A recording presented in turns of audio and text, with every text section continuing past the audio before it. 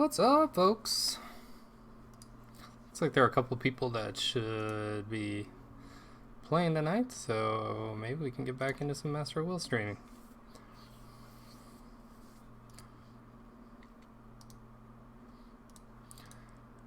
Doesn't look like anybody's... I think they're in a match together, so... Let's do another AI warm-up.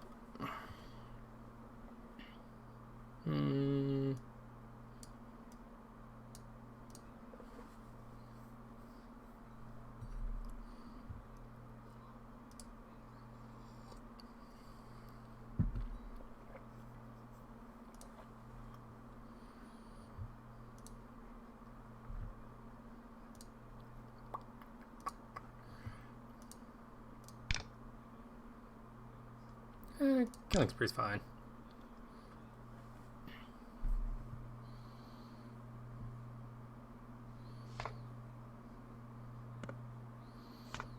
I adjusted my stream setup a little bit today to try to give a little more real estate to the game.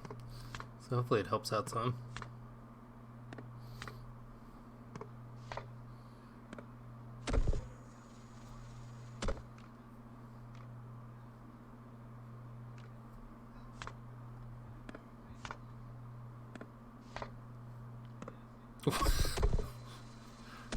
Okay, there are 5 2s on the board right now.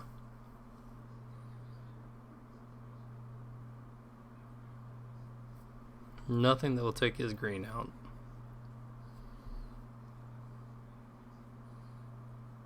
I can get 5, 6, 7, 8, 9, 10, 11 by moving it 2.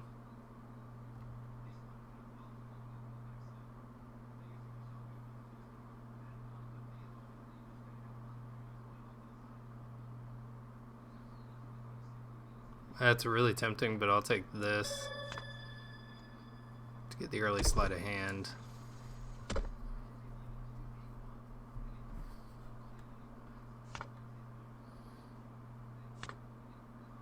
Oof. Tough choices. Gotta go with Metabolism, right?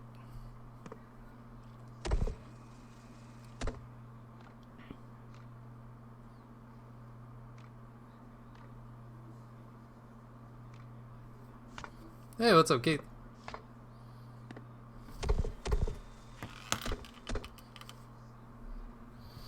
I'm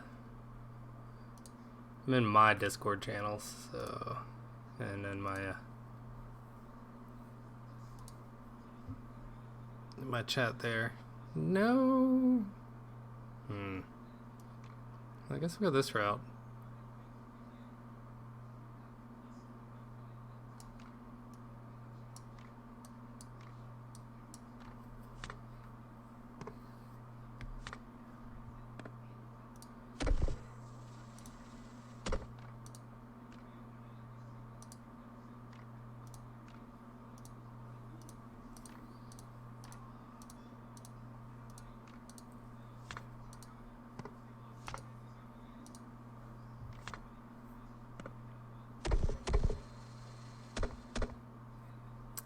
No red out, but purple is nice.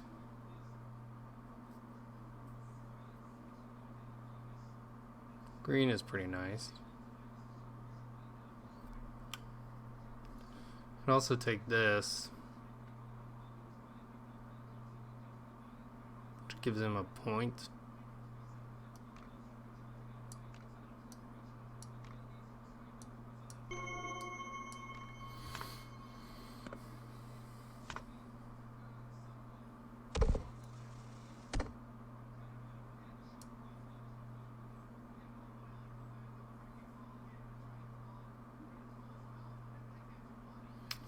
It's not the time for that right now.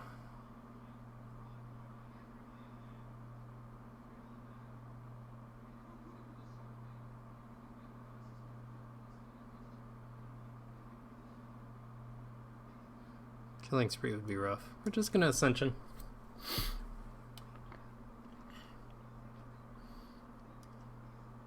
And there's only one brown higher than that, so I'm good using that.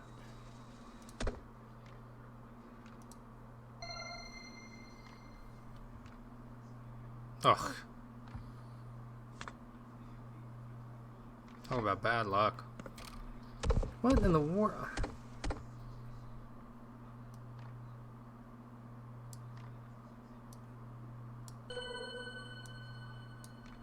AI rarely ever plays round effects, so it's just weird, or lasting effects, so it's just weird to see those out there.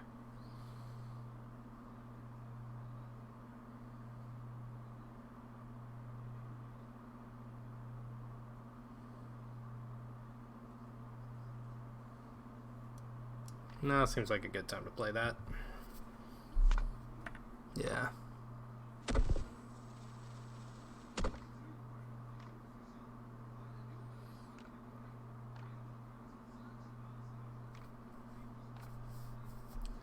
So I'm gonna get 4 draws to my allies. Thankfully, those got drawn out of the way.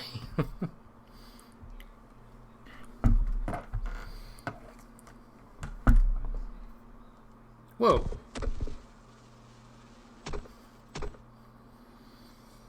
AI is buggy right now.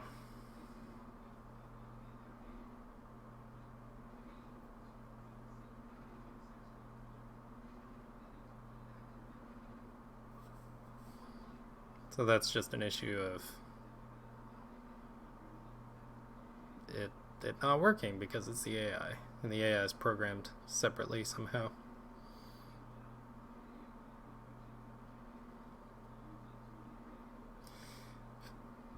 See, if I take this, I can get 5.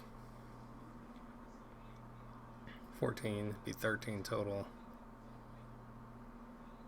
14. So it'd be a 1-point game.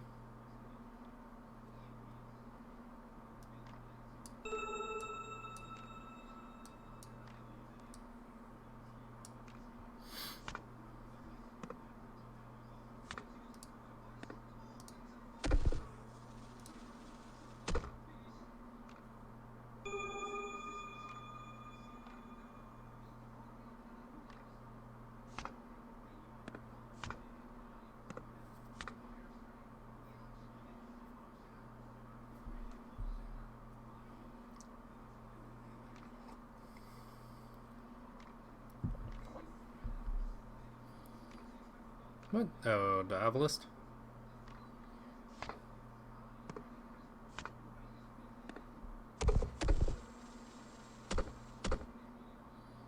Hmm.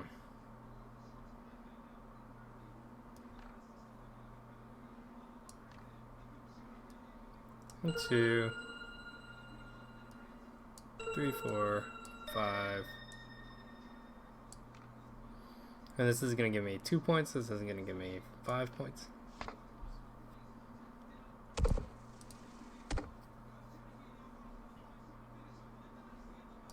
So in here now, still just 2 evens.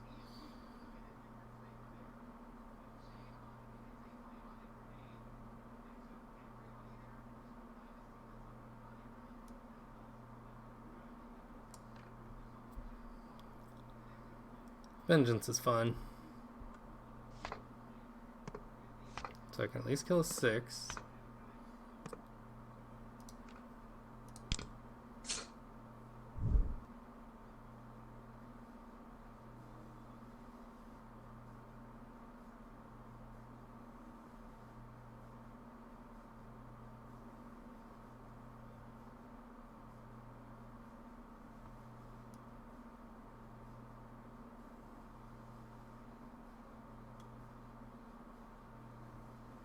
Yeah.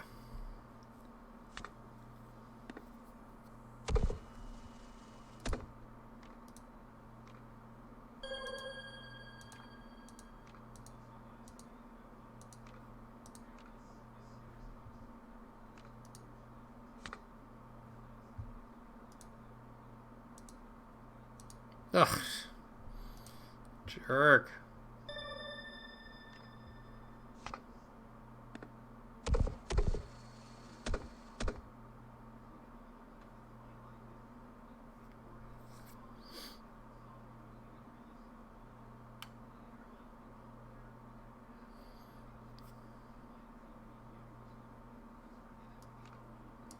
That's fine.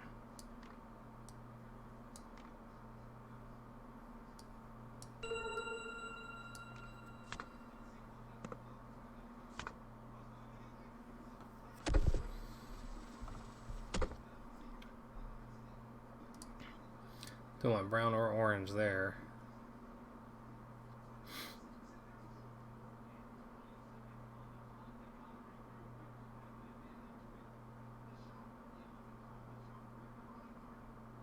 I have nothing to clear these out right now.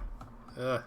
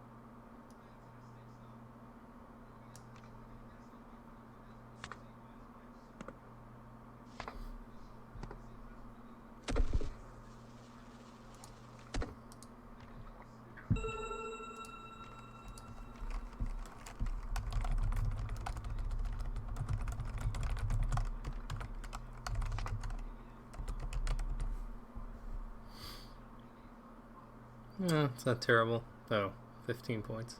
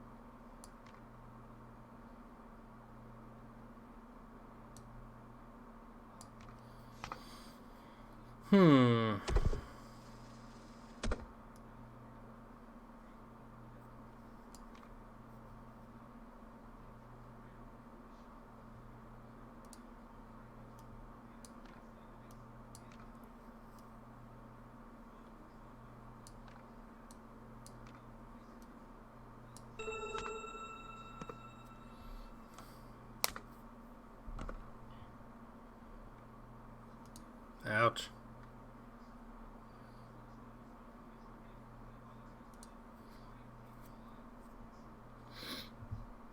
Those strike cards can be nasty. They always seem to have the right ones to kill whatever I play. Or whatever I take, I should say.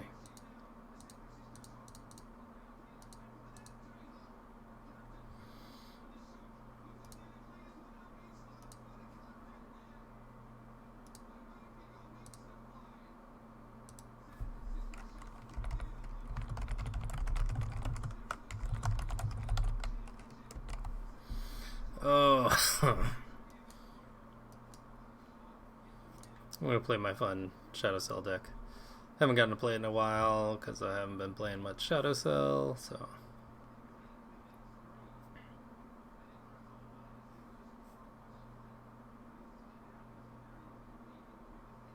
That's a decent starting hand.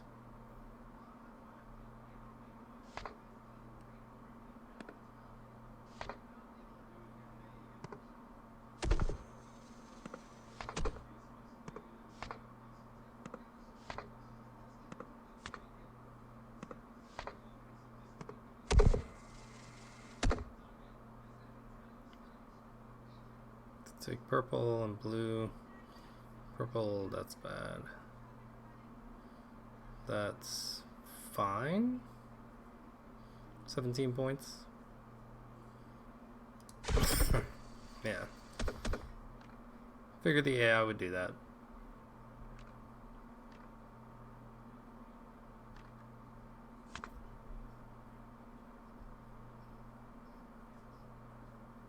Of course.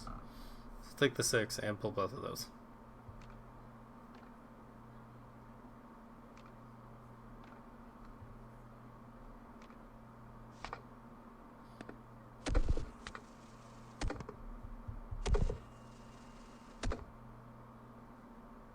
Well, I guess we're doing this.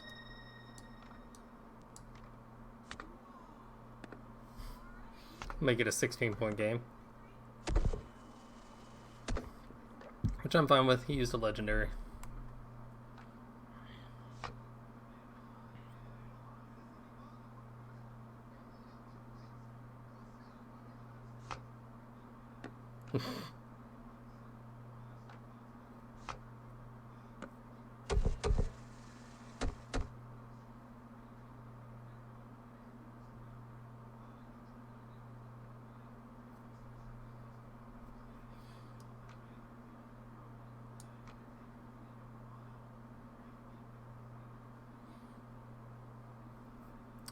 I have to try to avoid Nocturne.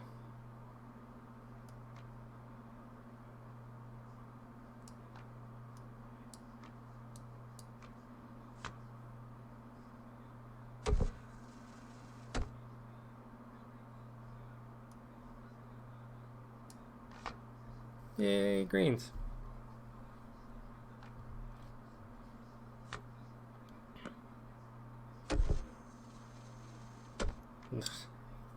Why did that 7 have to come out?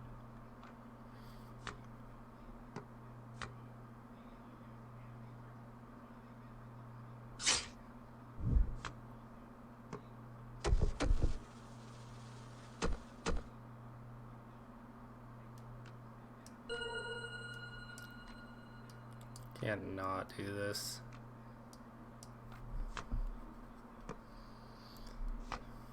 He may Nocturne that, but...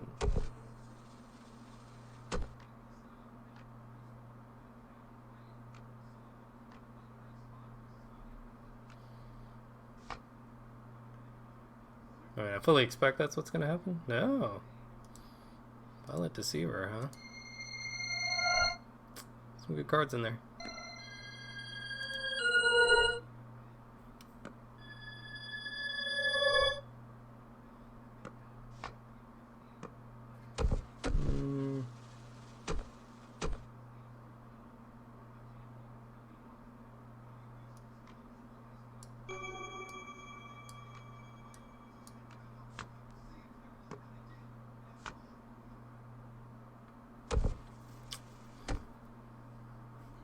Well, MoW is fun.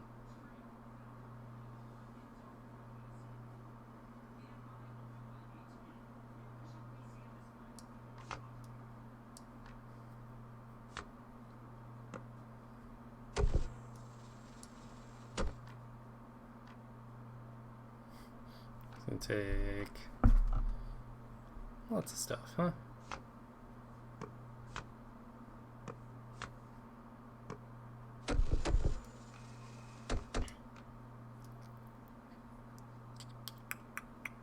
Yeah, I cannot do that.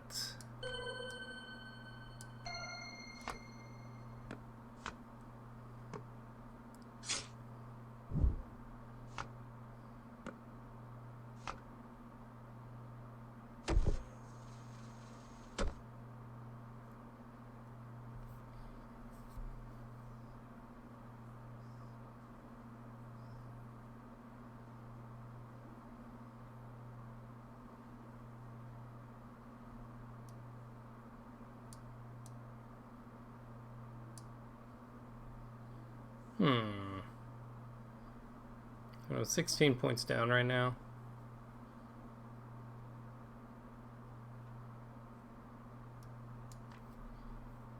Let's go ahead and change. There's no reason not to.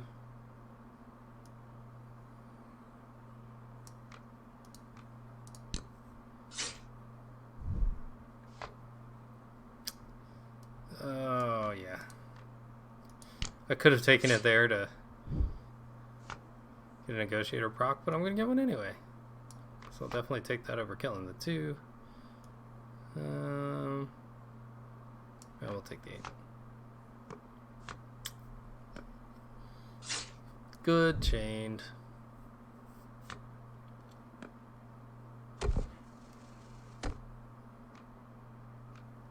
Banks those two.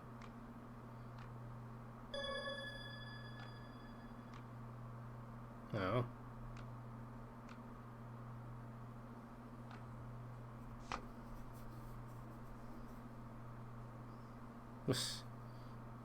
Freaking Diabolist. I got a 9. 9 I couldn't take anyway, so go with that.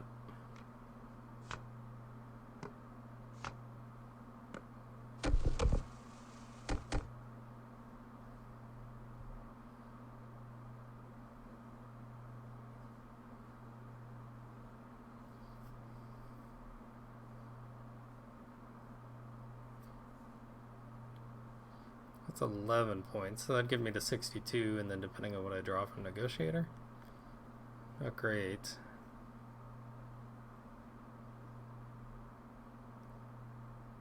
That's even worse. So, yeah. We'll go here.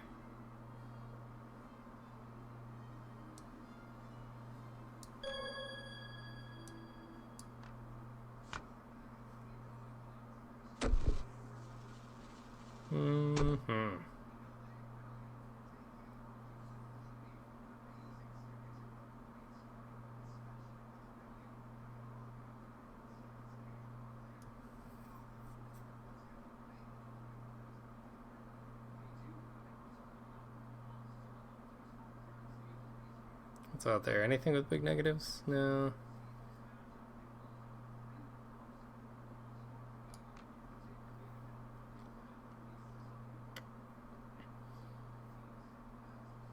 A couple things in there with big. The big one of those is out, so. Swear to kill Gravity Racer.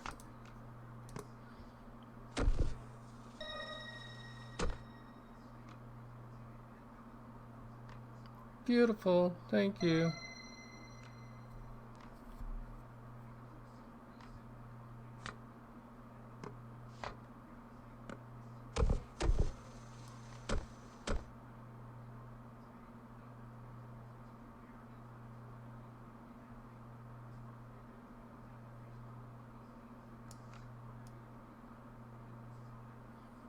Take that one. Bank both of those.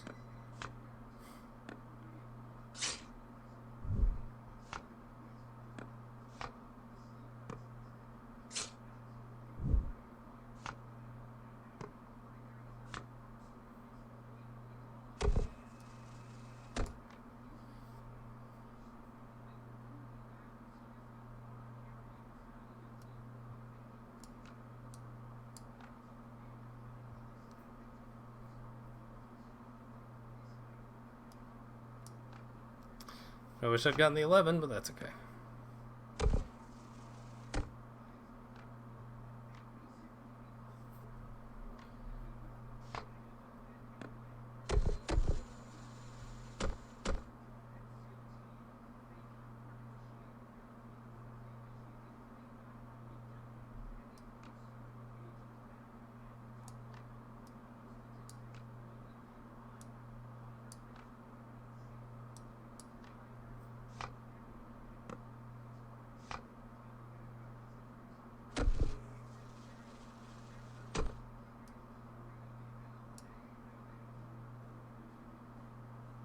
You there, Frisbee? Yeah, what's up? Hey, what's going on? Not much. It's good to hear an unfamiliar voice. I just got done watching some anime, so I'm like, it's time to play some more. Nice. Try and get better at this game. Depending on your mindset, it may or may not take a while. Yeah. Well, I mean, I won on my 4th game, so that's pretty good. Yeah, that's not bad at all.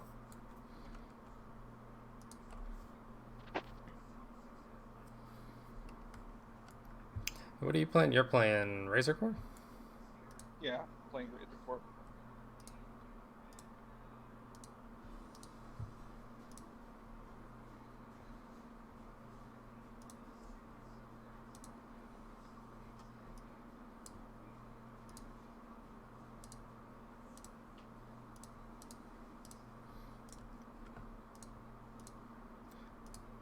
I'll hop in queue if you want a game.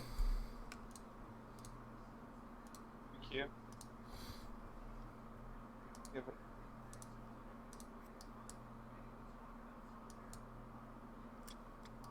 How badly? What's that?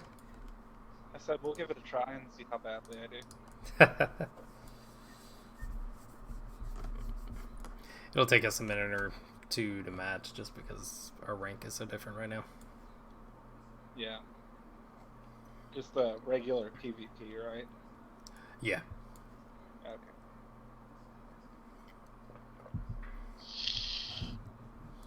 Well, we could do a friendly match if you wanted, because those seem to currently be working fine and you don't get the disconnect errors, in my experience Oh, at yeah. least. Uh, uh, that's sure. Play. Oh, you can't receive challenge. What? What's that?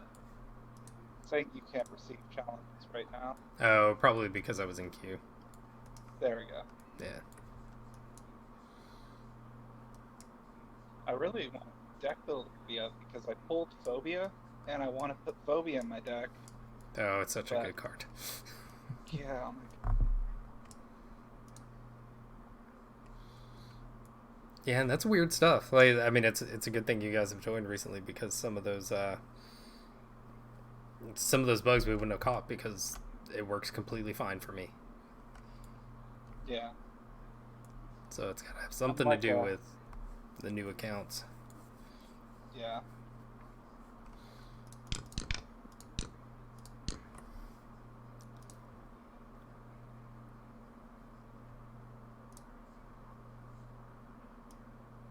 With that.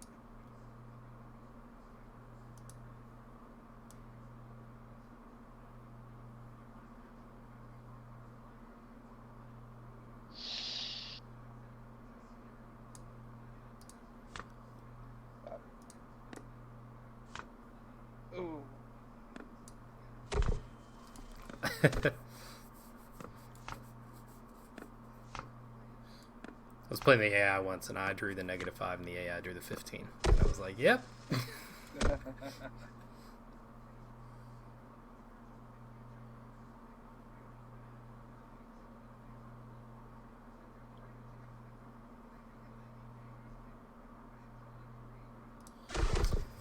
I'll let you have the honors. Yeah, it seems going second is advantageous. It yes and no. Part of it, I mean, Vij will admit it, and it's better now than it was. There was a while where going second was a definite advantage, but now with some of the face down effects, it helps to balance it out some. But the last thing they have to put in is there are some effects that are like end of game effects, which really help to mitigate the going first kind of disadvantage. Yeah, I didn't even notice that was brown. See, that's Dope. like, yeah, that's a dope play right there. I do that all the time, so. But yeah, if brown was just a little bit lighter and be purple. Purple is pretty close to violet when it shows like Yeah, it is. activist. Activists are pretty brightly purple in the collection. So if they were like that brightly purple, good. Right. Oh yeah, I have to do a thing.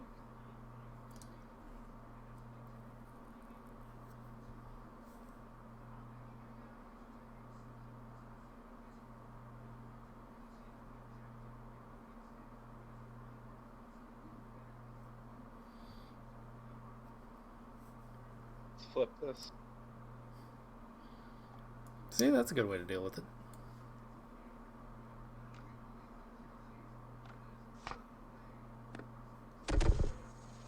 sorry, I didn't even realize I had a faction play there for a second. Oh, you're good. I started counting my cards. I'm like, 4. Oh, I drew one.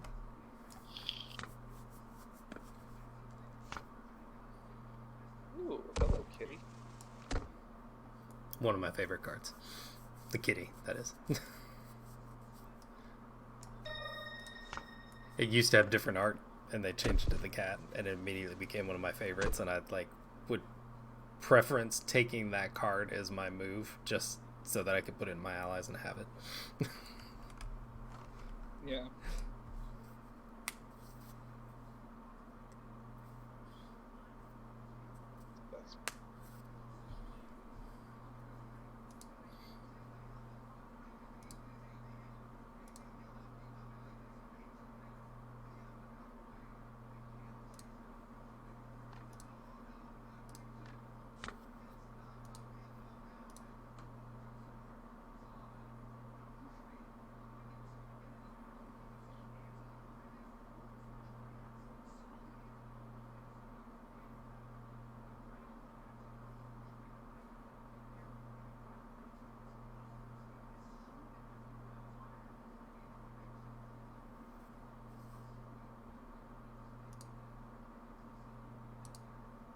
That's That's not the one I selected, game.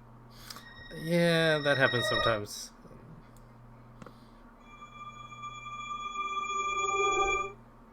There's also I haven't been able to figure out that bug either, but it seems like if you... I mean, the card was right next to the other one, but Right. maybe I just wasn't careful. Well, and there's actually a bug where it seems like you can click through the card, and sometimes you can actually play 2 cards at once. It's pretty rare, but had it happen the other day, and I noticed as I was dragging the card out to go to play it, it was showing the other card, but it played the one that I'd actually clicked on first. Yeah.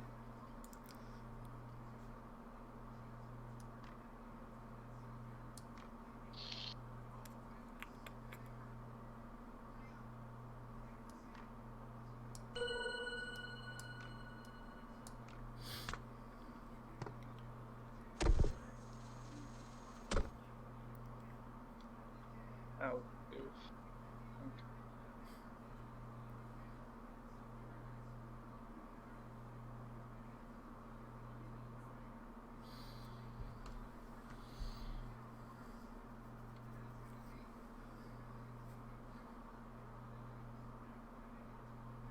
So how'd you find the game?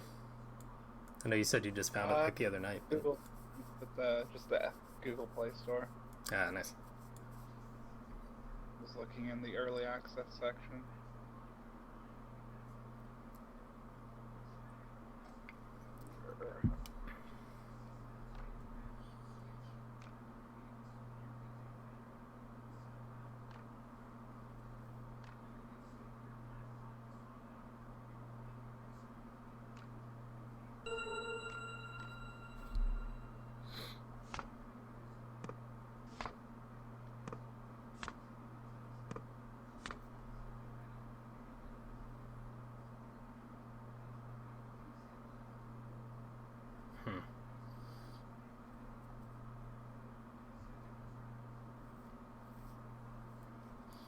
Oh, good old Dark Scar.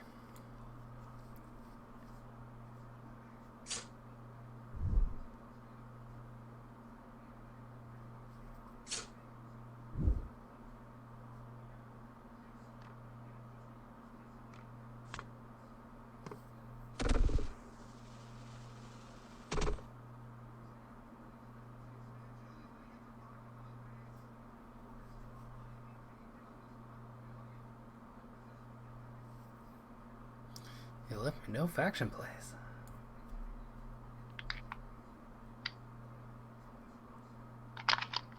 Yeah, I've been a little bit greedy with faction plays this game. But I've had good stuff to bounce back to. Right.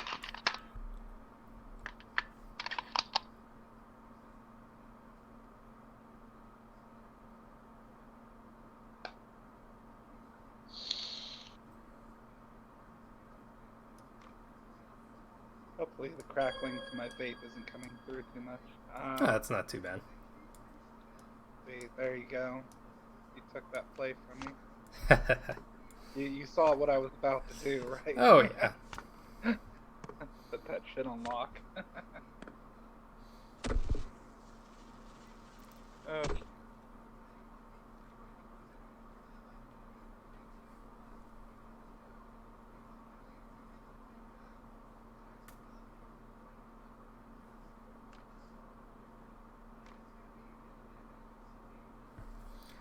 Take the 6.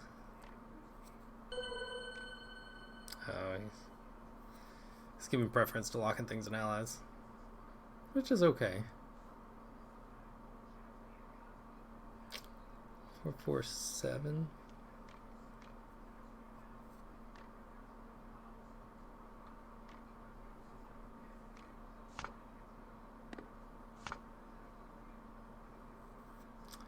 Can I get rid of that green? Can get rid of the gray. Take out the 11. Drop the 13.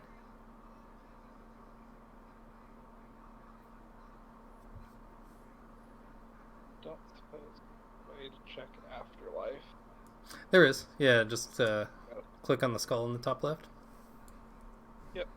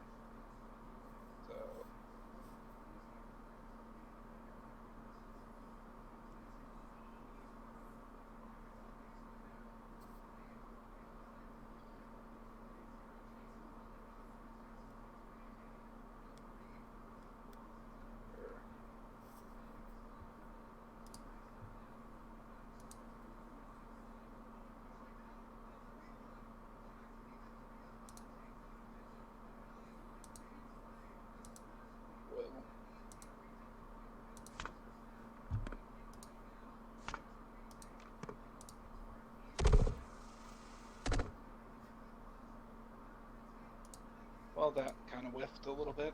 Oh, yeah. But denying you a faction play was, well, still got a faction play out of the deal. Right.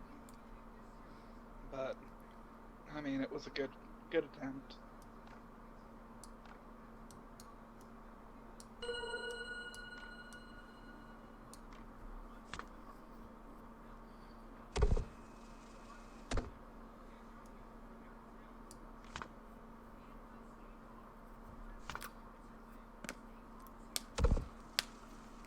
Oh, I'll take that.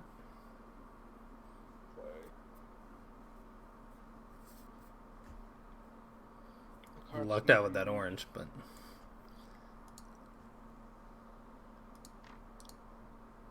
all cards. Row. Cards.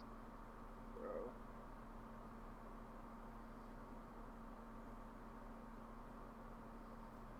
I'm not sure I comprehend what this card is. Black Mirror. What it does is, so it drew an orange card. So any orange cards that land in that row are going to move from your recruits to my recruits. Okay.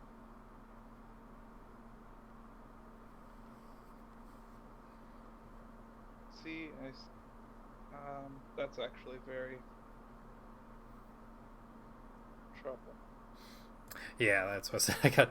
I got lucky to pull an orange there, but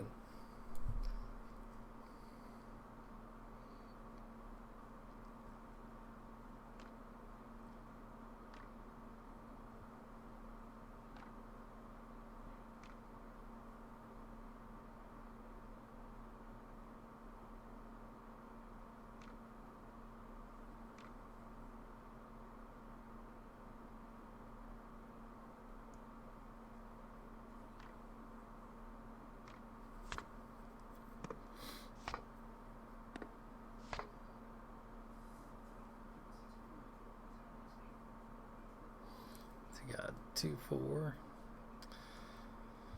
Need to get rid of that purple.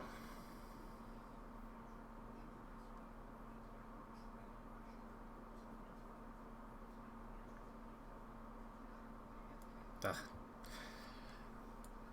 Diabolist is a good card. Yeah. Although, yeah, you didn't want to take the 8 there. I'm just going to get it back.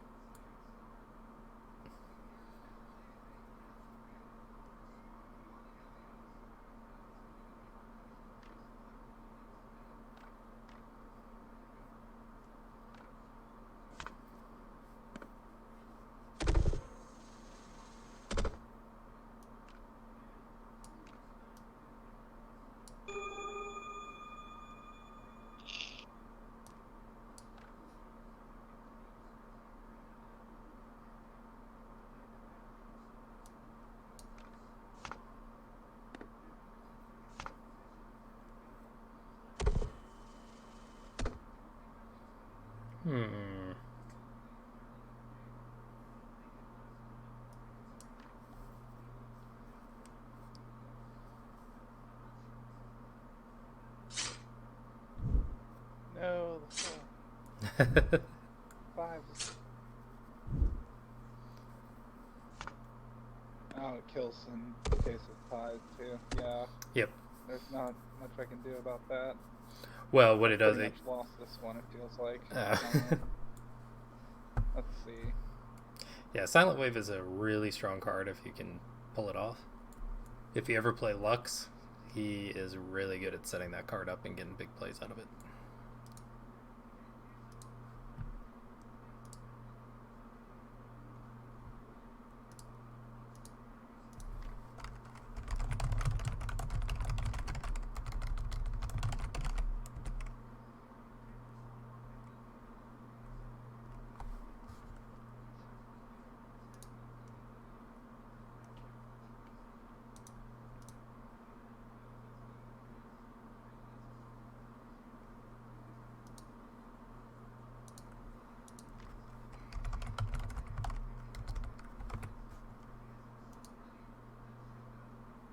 Move? Well, Lux just dropped offline. Did the server just die or something? No, I'm still here. Did it die on your end?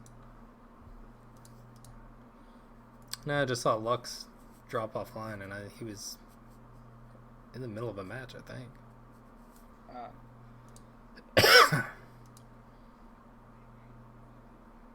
Oh, for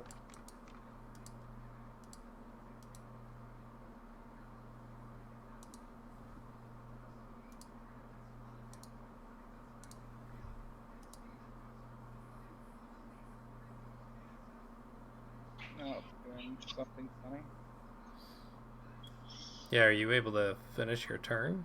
Because I'm not seeing anything on your end right now. Yeah, because I moved the -3, and Right. then I moved the 6 gold from your recruits, and it has stopped doing stuff on my end. Yeah, I think something weird happened with the server. Yeah. It froze a game that I started up with Lux 16 earlier, so... Yeah. Alright. Cool. You won this one. I thought I was doing pretty good for a bit, and then things just turned against me. That happens sometimes.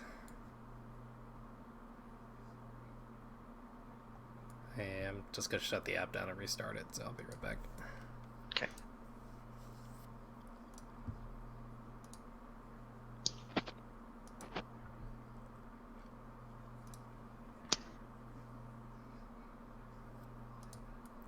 What's up, Dis? Hello. Setting up my blue stacks. I took it off this computer after Horus Heresy Legions finally came out on Steam, and then... Right. Here I am, back at it.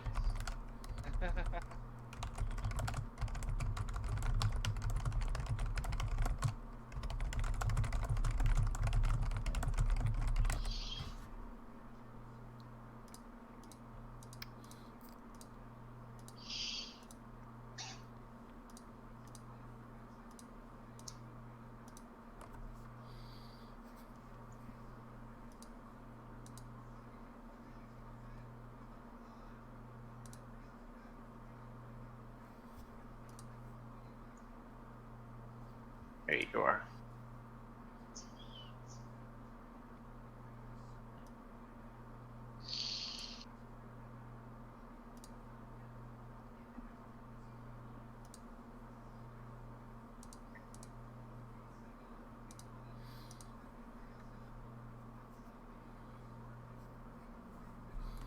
So I'm playing my really fun, funky Shadow Cell deck in this game.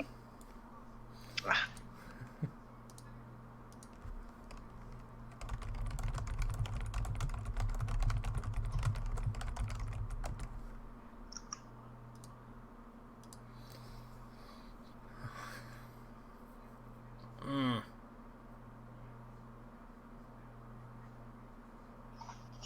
I'm gonna hold on to it.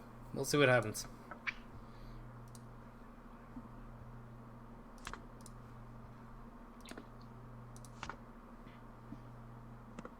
Oh wow.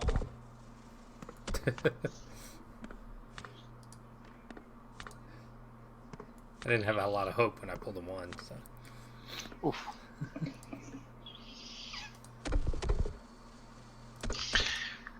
Were you using what's that card?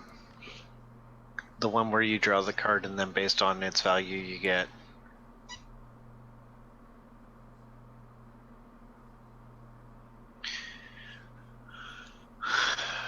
Which one?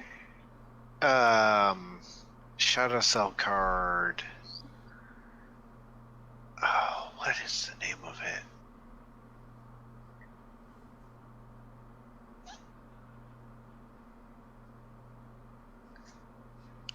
I play it too.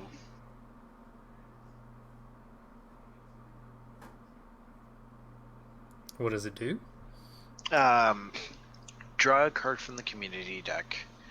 If its value is 2 or less, it does nothing. If it's like 3 to 6, you get to kill a card. If it's 7 to 11, you get to take a recruit from the Probably for a enemy little while and longer, put Scott. it in your recruit area Yeah, in short supply. in short supply. Yeah, that's a fun card. Yeah. Oh, sorry, I'm struggling because my opening hand isn't great. So I could take the faction play, but then my faction play might Right. be terrible, so.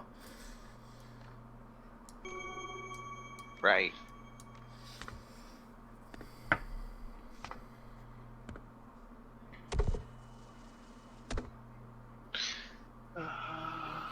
But probably for another Catch 35, your 40 phone minutes, now. Scott.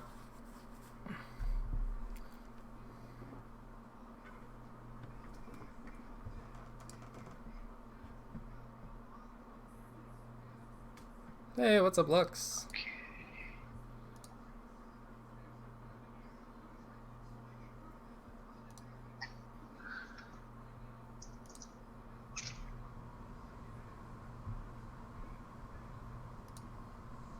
It's a good play. There it is. Alright, Scott. With me or with Phaedros?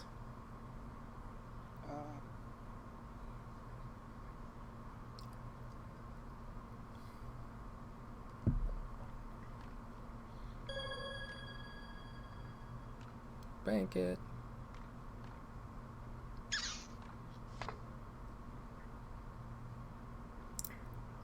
Surprised he gave me 7 points on that.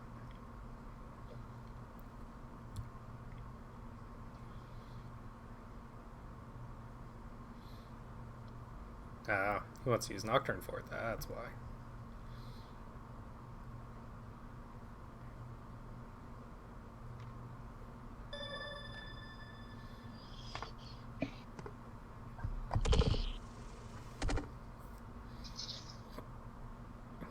No orange, no brown, no black.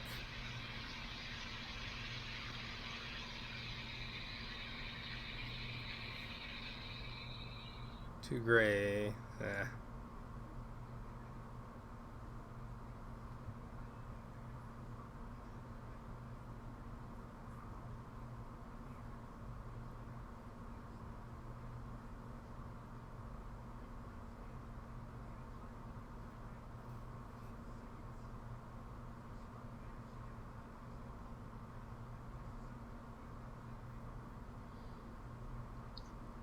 It's a weird start, and I'm stuck with cards that I can't do much with right now.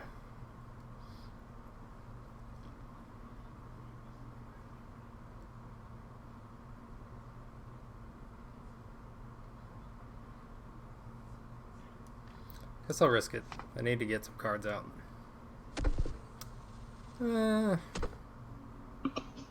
That's a decent one. Not a great time to play it, but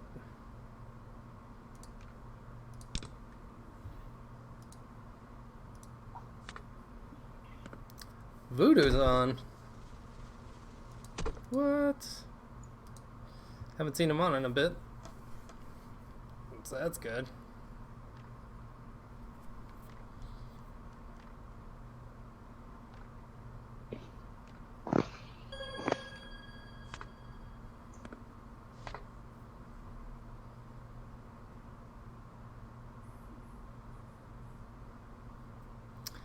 I need my infiltration.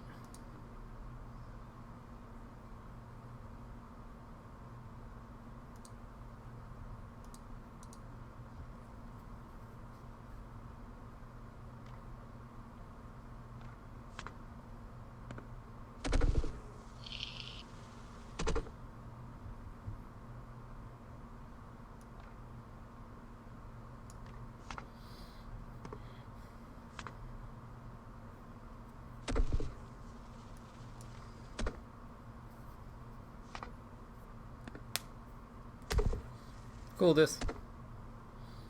Welcome to the stream.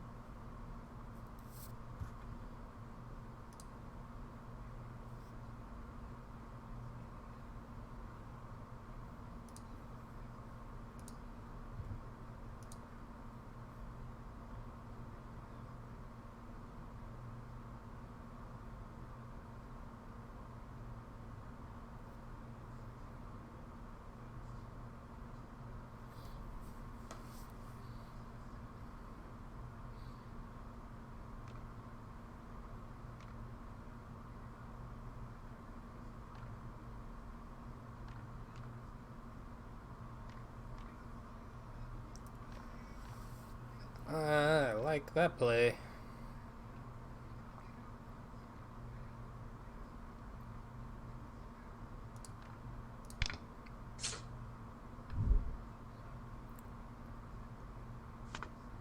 Guess I could have killed 15. Probably should have done that. Although actually not. With Trenchcoat it's better to have more cards out there, so I'll take the 1 card kill for 14.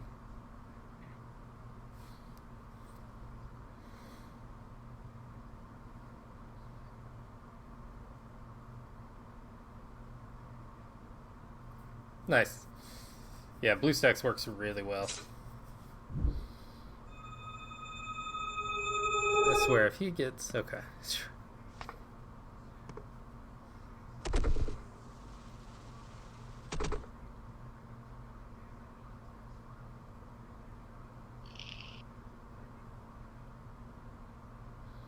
$16, that's 26 points. There's no orange to take, but...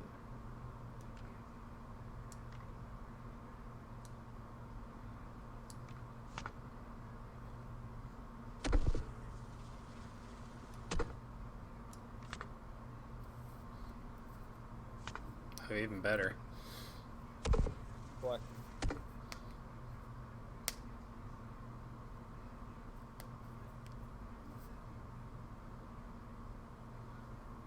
If an orange hadn't dropped, him taking that, I would have gotten it. So the -4 would have been bad, but... Even no faction play. Haha!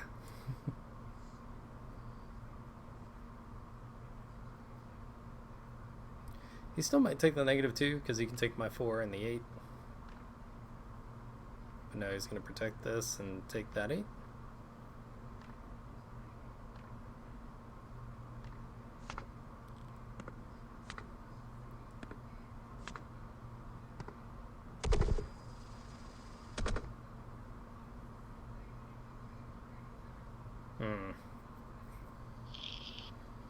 Tough choices.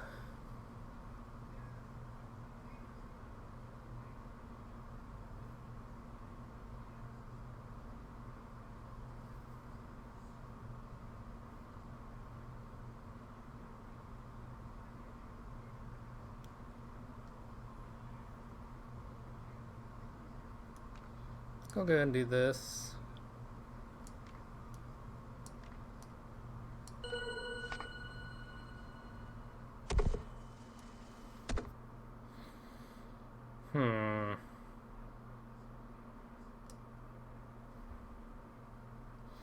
Can't even use that right now.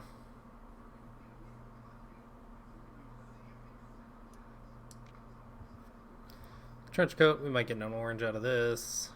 Plus whatever we draw. Oh, that can't be blue. Yep. Cool.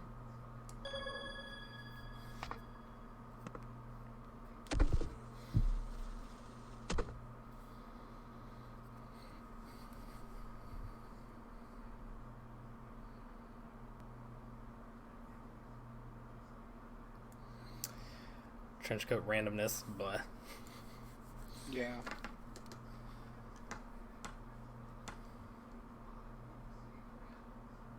See what it did there.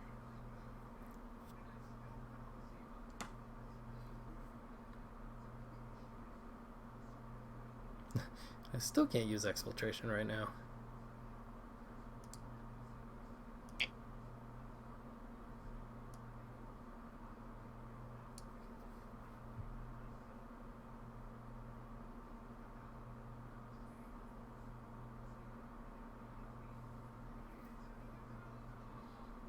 That's kind of nice because I can take the gray.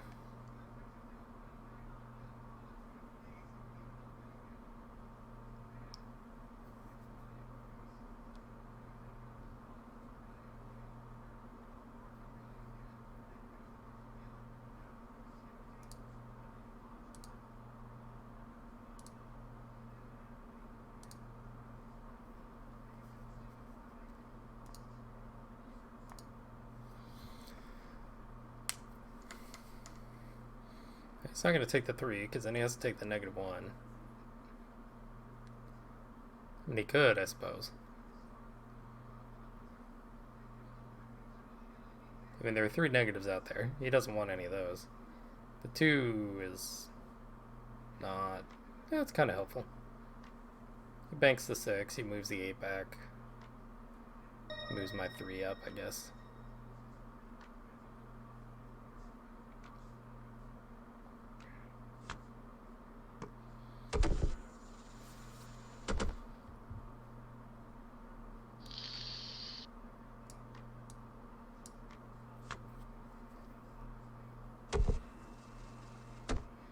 Don't have a brown or a red.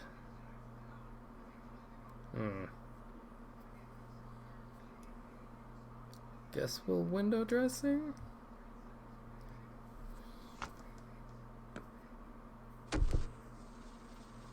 Jeez. Faction plays are few and far between right now. Yeah.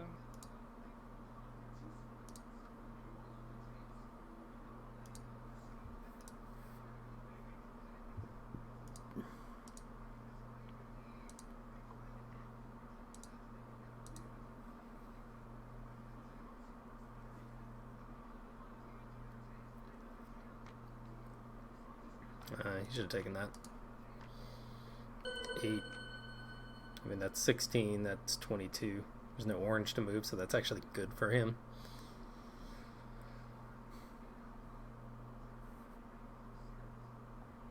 I don't even know what that said. I get to make you discard one of your faction cards. That's not a legendary. But I know you have a legendary because it doesn't even let me see that one.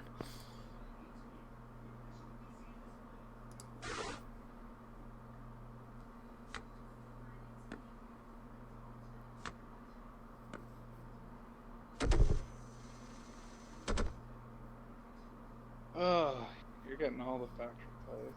Yeah.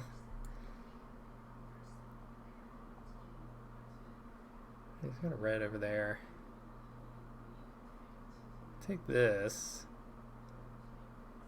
I can still take the 11. We'll do this. It's getting late in the game, and I've Kind of saw that. that's helpful.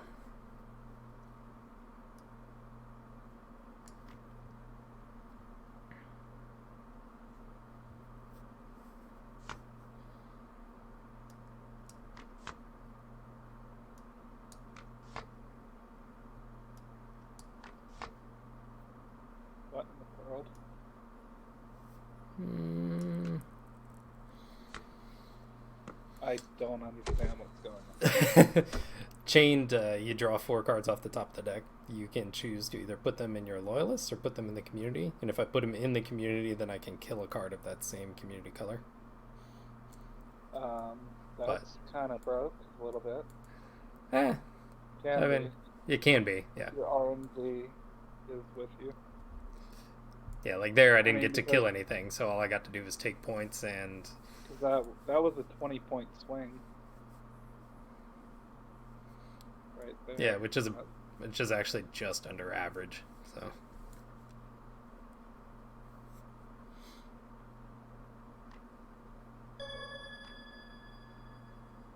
No!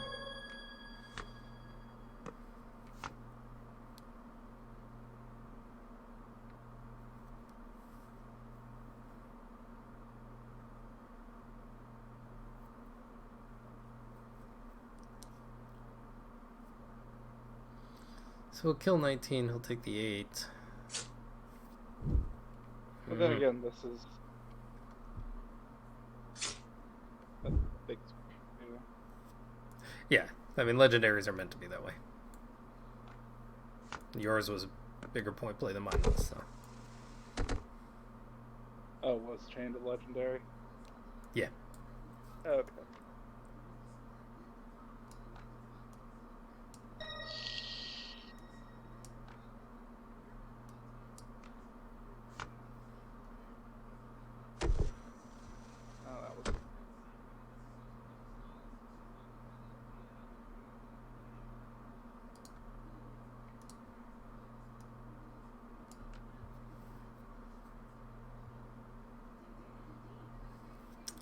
About the best I could do right now.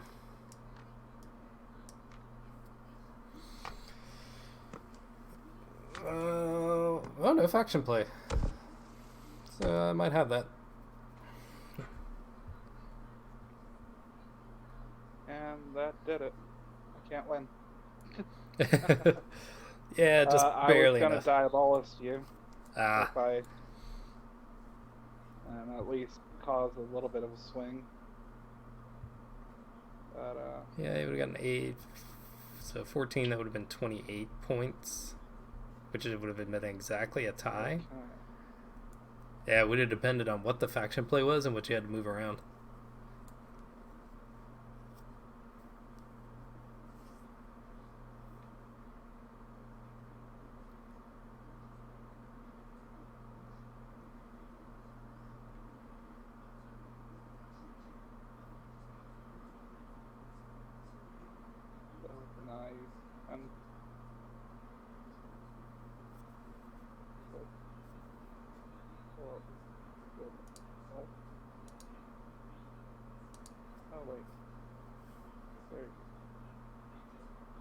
No, because you have Black Mirror. Yeah. Because that never goes away. Not unless you remove it. Or manipulate it. So I was thinking I could I could do the orange 4 to remove your 8 and your... Yeah, and bring the 6 up, yeah. I think this is probably just the best play at the end. Yeah, I mean, it takes 10 points out. Oh, there's faction play. Yeah, right, and another one. Play. At least I don't feel so bad. Yeah, yeah. Yeah, so GG for that one. I mean, that was only a 14-point game. Yeah, it was close. Yeah. Man, there are quite a few people on tonight. Probably gonna idle for a little. Cool. Stay in chat.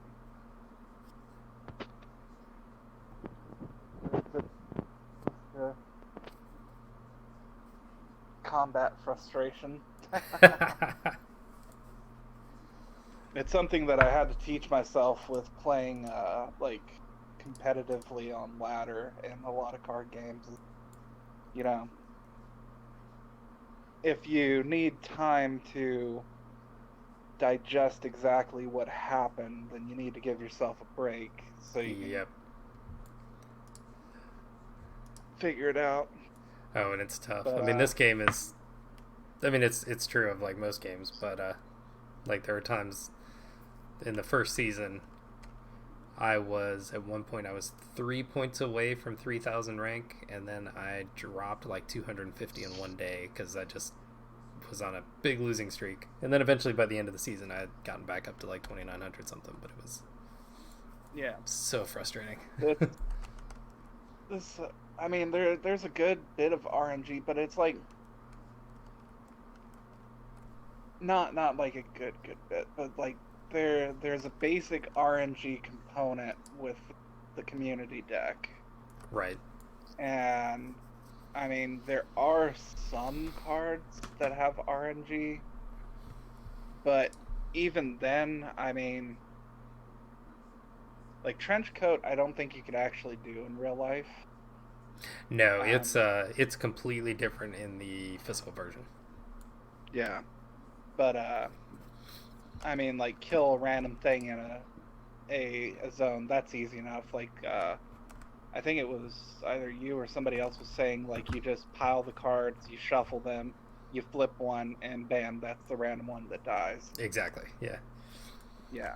Yeah, typically So, when I that mean, happens, it's like if you're killing something random, your opponent shuffles their row, and then you draw a card, and that's what you kill. I mean, it's...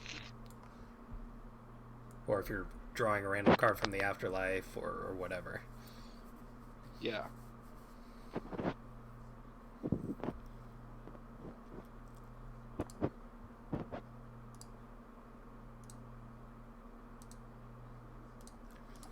Yeah, that's what... There are a lot more, like, point manipulation stuff in the digital version, and a lot more, like, community color change sort of things. Yeah. Just That because... would be a little bit harder to keep track of in real life, like the Yep. point cost.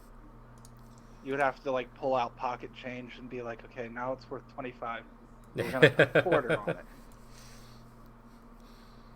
Well, the way most of it's done in the physical game, like there are a couple cards that do it, especially in Cloud Echo and stuff. There are barely any in the base in the first four factions that really change the value of a card. But Yeah. with Cloud Echo, it's just like that card goes behind the card and you just keep it with it, and all it does is either double or triple the points. Yeah.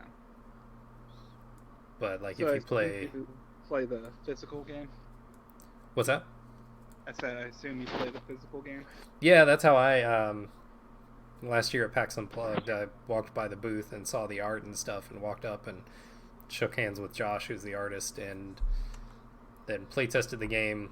Just loved the idea of it and the way it played, and so picked up everything, and then found out as I joined the Discord and that kind of stuff that they had an alpha version out at the time, and they went into kind of open beta in January. So season 1 just finished up and season 2 just started. Yeah. But I'm pretty sure, because I recognize the logo, I'm pretty sure I stumbled onto the game at one point, but it was more of, it wasn't like anything I could click on to like get involved with it. It was more of just window shopping. Right. Like probably may have even been like on a site with like the actual card game, the right, board game. I'm not sure, but well, I think yeah, because if you browse that stuff because you're on the Android device, I think I was on iOS when it was in alpha, and then you had to, because of the way iOS does their stuff, you basically had to download another app that would then give you access to the like testing versions of stuff, like and they had to grant you access to it. Yeah, like if you're because right now, since it's in beta or whatever, it's not using the APK launcher. Right. It's just going straight through the early access program, which is always nice. Yeah, but that's why I think on Android, I think you could just see it possibly in the store, but yeah, you might not have been able to do anything to it unless you had been granted access. Yeah, The one thing that I do have to say that I like with the digital version, right, is being able to, like, I don't think it was every time, but like every few times I open a pack or whatever, I unlock a community skin. Yeah, and that's Those are new with the pretty most neat. recent update. But just having that extra little cosmetic flair, Yeah. and even showing like, oh well, this one is rare, this one's elite, this one's legendary, Yep. like, just I'm a cosmetic hunter in games whenever they're available. On Nice. Horus Heresy Legions right now, I I think I'm probably the most advanced on cosmetic hunting, Oh wow. but people don't really, pull out their measuring sticks for that Right. because, to most people it's like cosmetics, black, whatever. I wish I had more cards. Yeah. Yeah. For me, it's like cosmetics, like, ooh, hey, this will, be shiny. Yep. No, and the plan from what Veej has shared is that every community card will have 5 different skins eventually. So you'll really Oh, get to be able to customize everything. Oh yeah, I'm looking forward to that. Like, I wasn't so much on uh,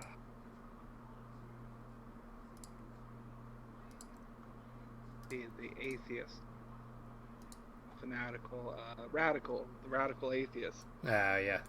I got the skin for the lioness or whatever, and I was like, slow clap. The animal rights activist, or animal rights lioness. Yeah, I think they changed it to lioness at some point because I think it was animal rights activist previously, but Yeah. because some of the art has changed around, like some of the additional art that's now in the game was like base art.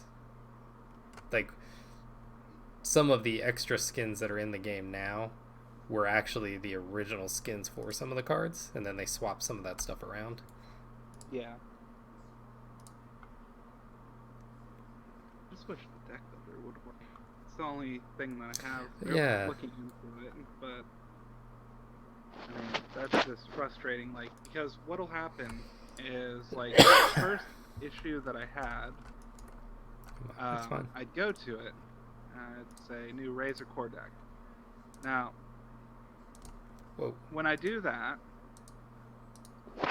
I only see Phobia, Factional Mayhem, and a bunch of other actions.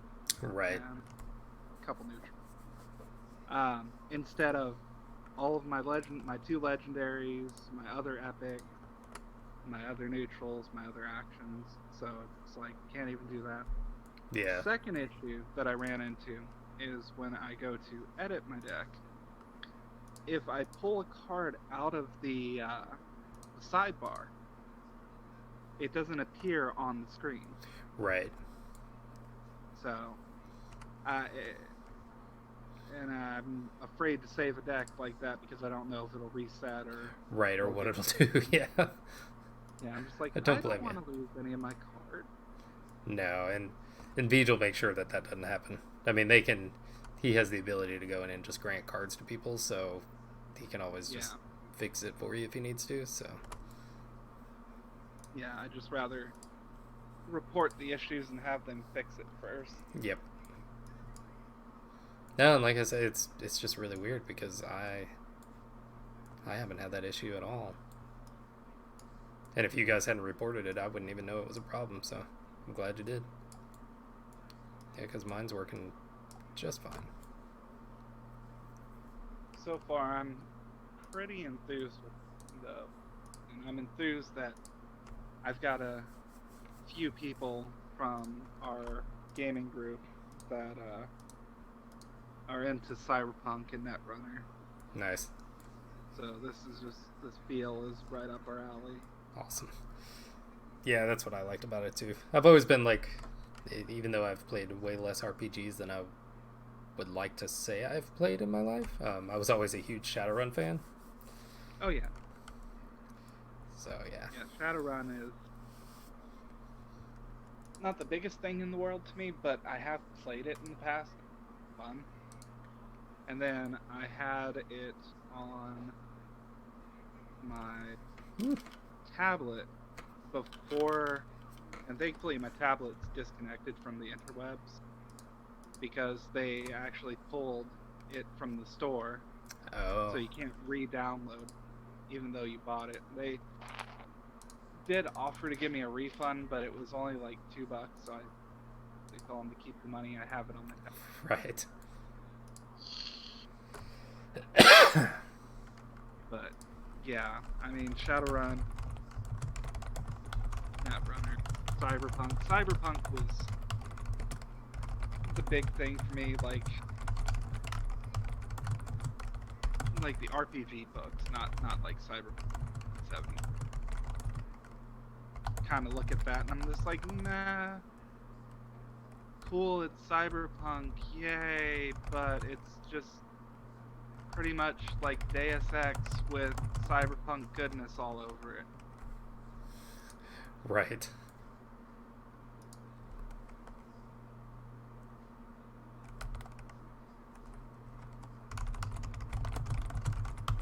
And what else did I find? Oh yeah, the faction card. For one, Razor Core is misspelled. I put that up there. Yeah, I saw that, and again, it's one of those things. Like, I guess I've looked at it so many times and just glossed over it. And you did that, and I was like, no way. And then I looked at it, and I was like, oh yeah, totally is. And it looks like the it looks like the collection is working properly now. Oh, good.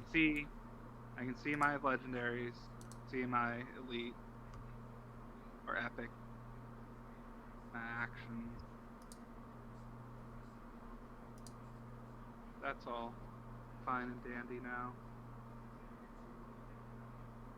So, neutrals can obviously be used in any deck. Yes, but you have to Because they're unlock neutral. the version for that faction. Okay. So there's a neutral, and then there's a version for each faction. Yep.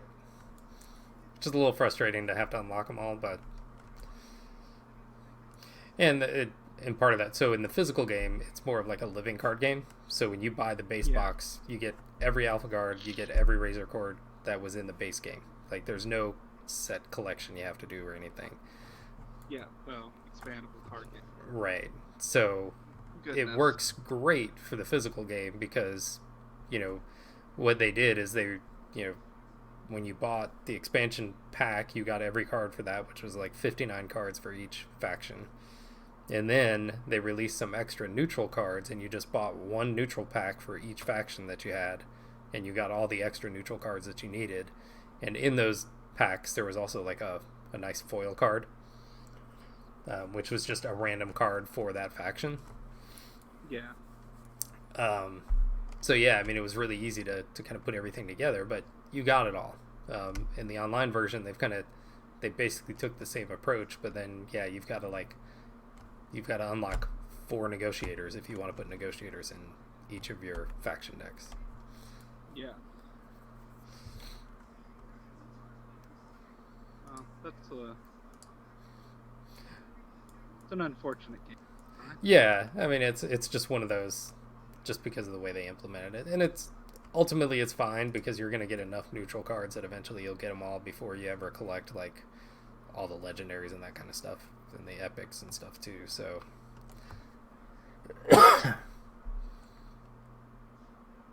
like, I think besides the actual development team, who I think their main accounts pretty much have all the cards unlocked, I'm probably the closest to a full collection from everybody I know of, at least. Yeah. And I'm still missing 4, 8, 10 legendaries and a couple epics. Yeah.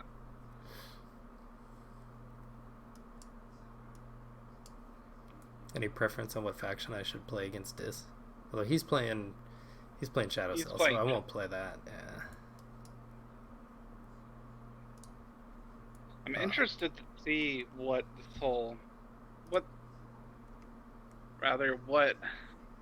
their view is on like faction war. Like, I want to see how they implement it. So he has shared some of that in a lot of the chats and stuff. And basically, if you were to scroll, it actually might be pinned in the community channel. Let me check.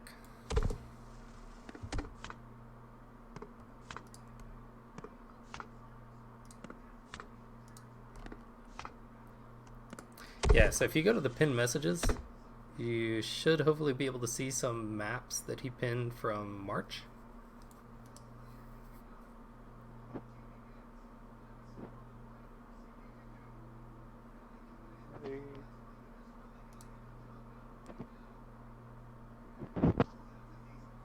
Okay, yeah, I see the maps now.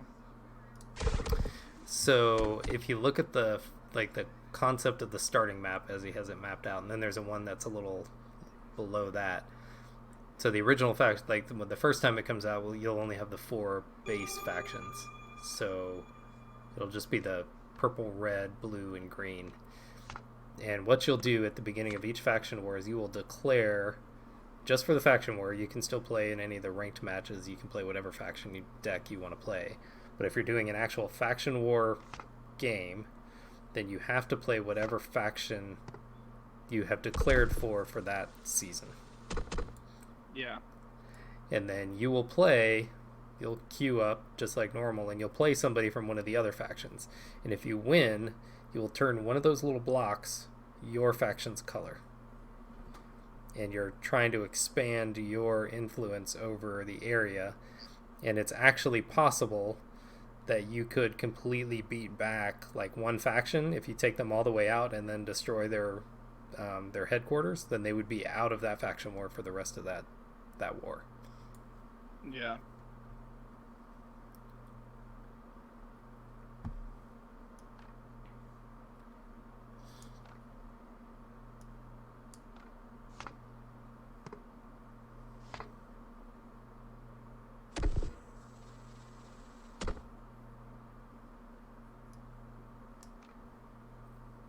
Okay, so you'll have a certain amount of matches that you'll be able to play.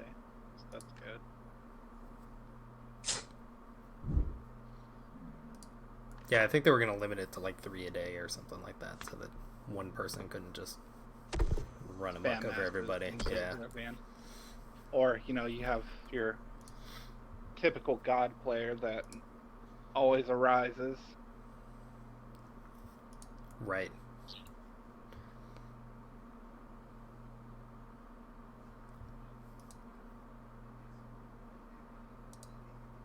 So I'm going to assume that it's going to be an in-game section, and then when the faction war, or before the faction war begins, you'll select which faction you want to play.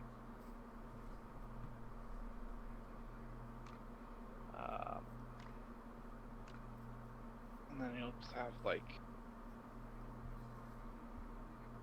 a neat little section that'll show the map and update, every minute or so. Right.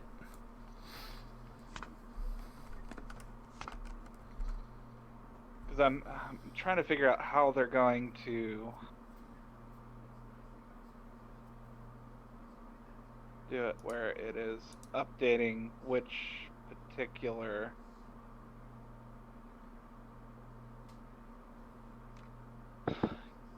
because these sort of war games are really hard to pull off when you have more than, a handful in a circular area. Right. Because, like, for instance, like, if blue fought, what is that? Not purple, but maroon, and, like, won against them, like, they've got purple and red in between. It's like, That's always the hard part, is to represent the fact that you're winning Right. your area. Yeah, I think what will happen is the first thing you will do is you will spread out from your headquarters. But yeah, I don't know exactly what their idea is about how the rest of that would really work.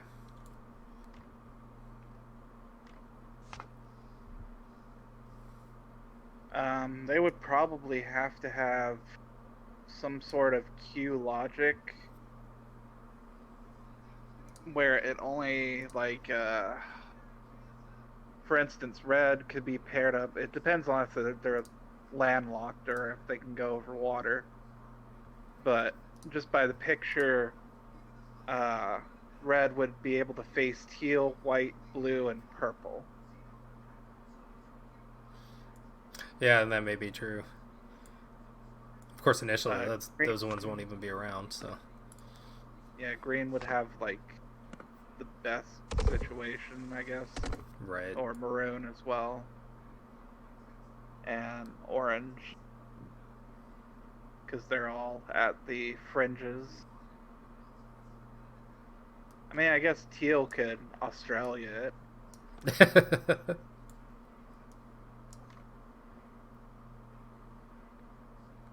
Hmm.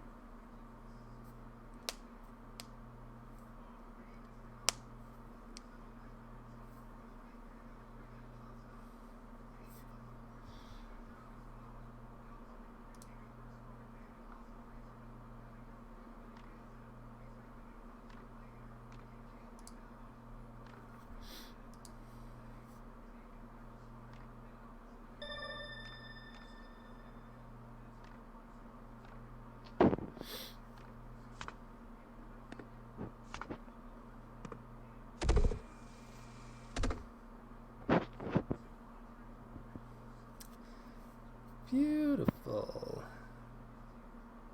I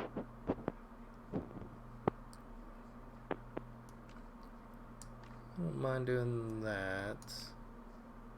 Giving you that and that.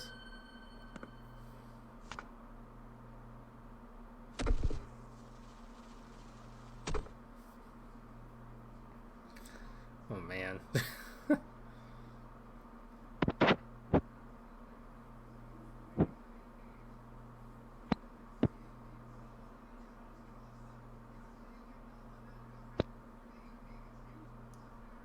We'll do this.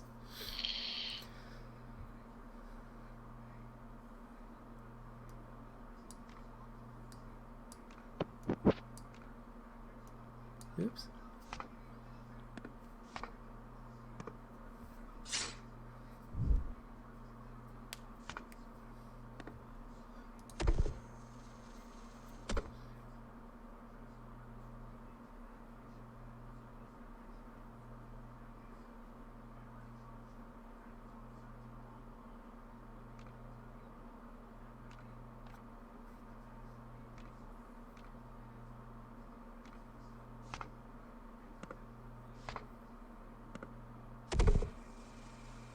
Hmm.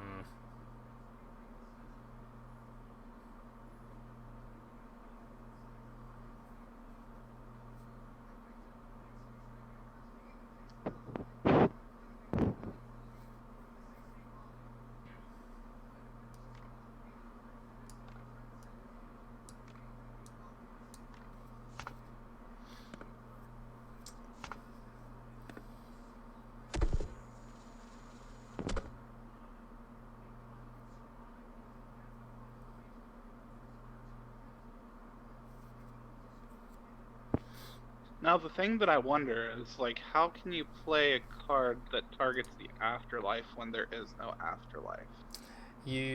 Well, it depends on the card. Like, the machine just did third eye on turn 1. Yep. and pulled a 9-drop out of nowhere.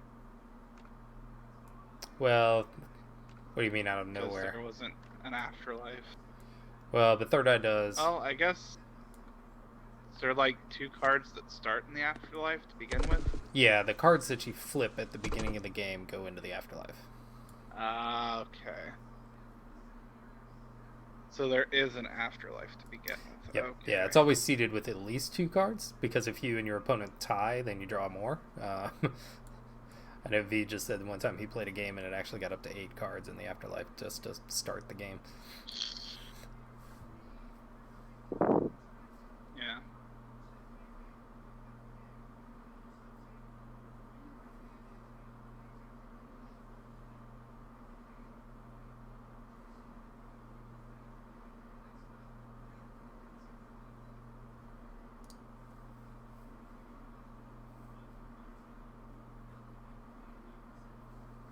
Yeah, I told him that earlier. But yeah. What's up, Tina? And yeah, I'm up a little bit late. I figured I would hang out with these guys and help them play and learn a little bit. Ah, gotcha. You had to close again, I take it?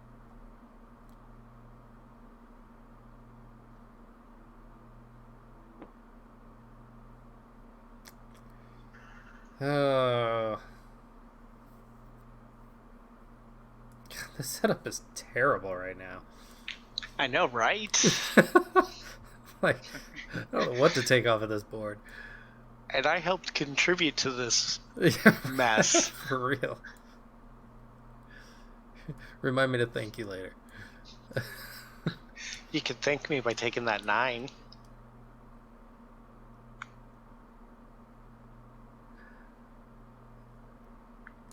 I mean, I'm going to for the negotiator proc, but Yeah.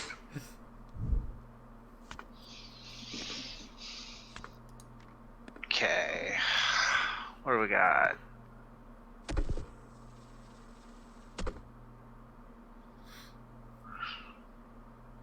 Rough.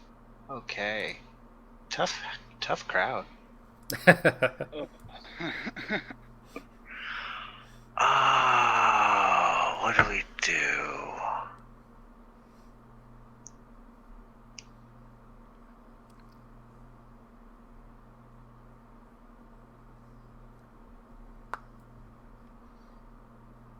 I think this is the play. Because that gets me that. And I can do that. Yep, that's a good move.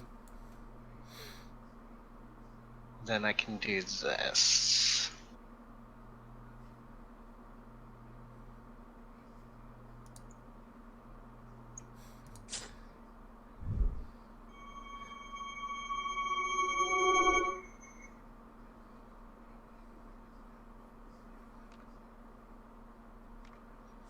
Yeah, negotiator.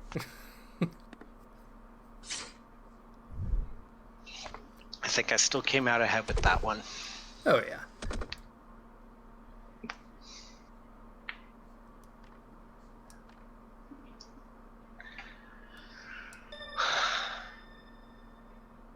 Points.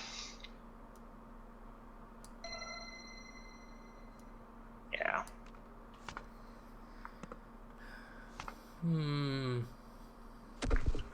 Oh, that's a good one to get now. Okay.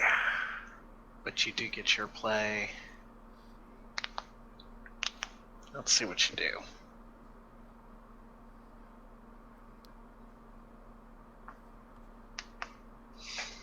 I mean, if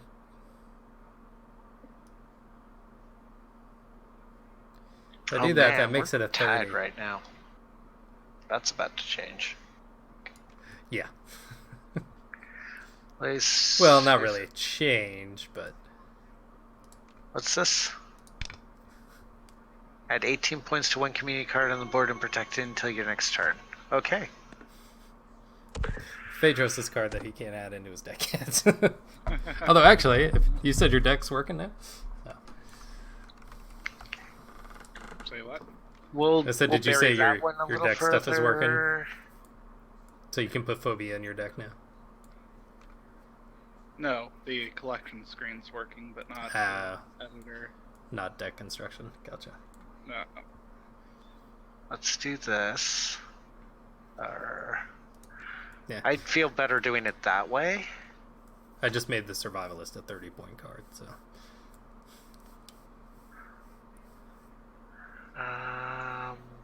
So we're going to play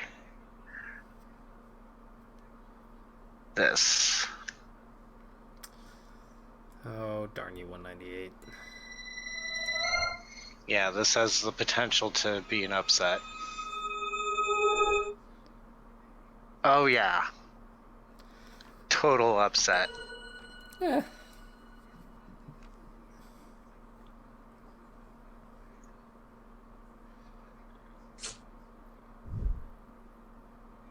Whew.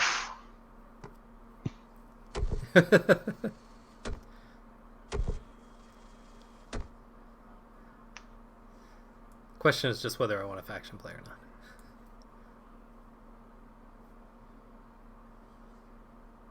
Well, you got a nice 30-pointer there, but is it worth it now?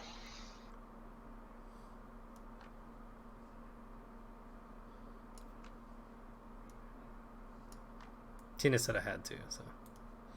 Oh, okay. I'll take it. I had to get that out of the pool, and it's just been ping-ponging between us ever since. Yeah, right.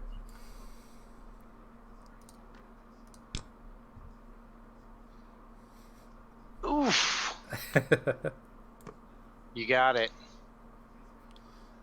Well played. Yeah, good game. Oof.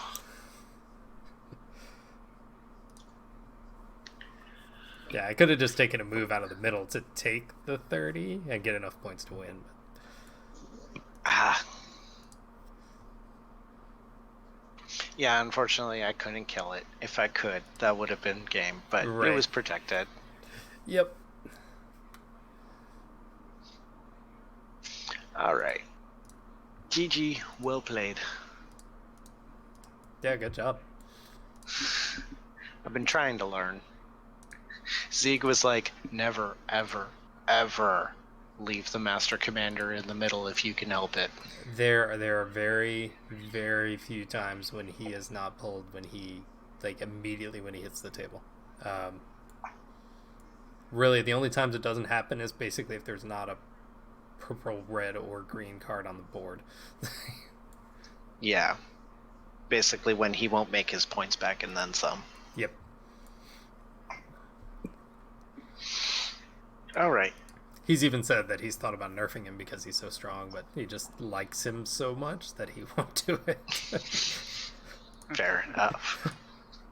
All right. I'm going to go. Good game. Yeah, good game, man. We'll see you soon. See you around. Later.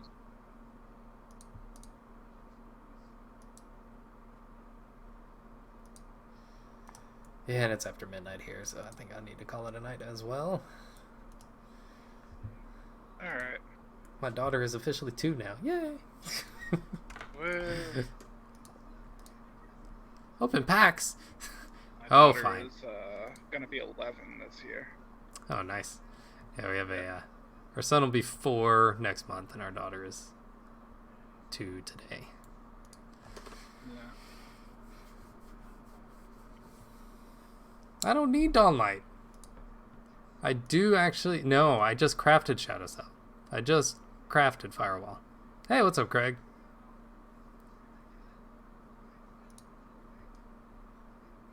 Well, I didn't get Firewall anyway, but... Yeah, I crafted it earlier today to test something, so...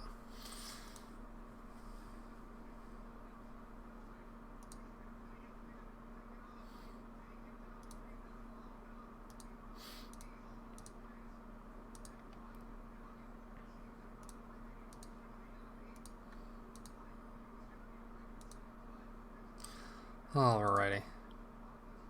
Tina, what you think of the new layout?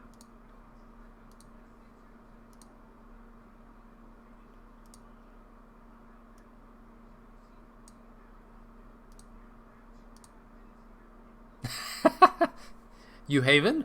That's good.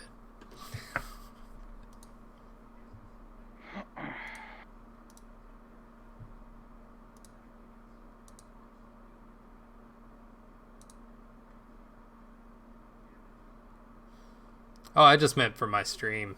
I reformatted everything to try to make the play area bigger. Um,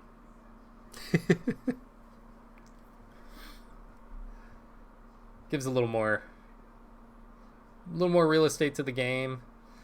Playing on the computer, this area where the chat box is just part of that stuff over there.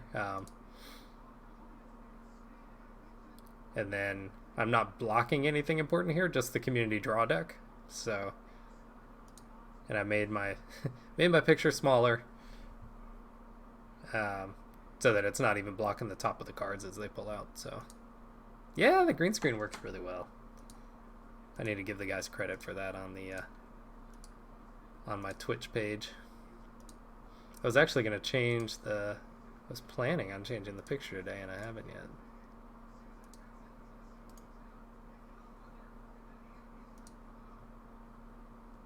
Like,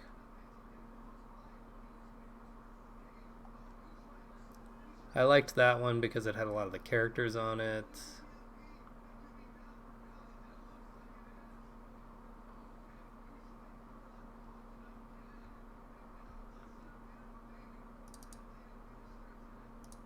Could just put Rebecca back there.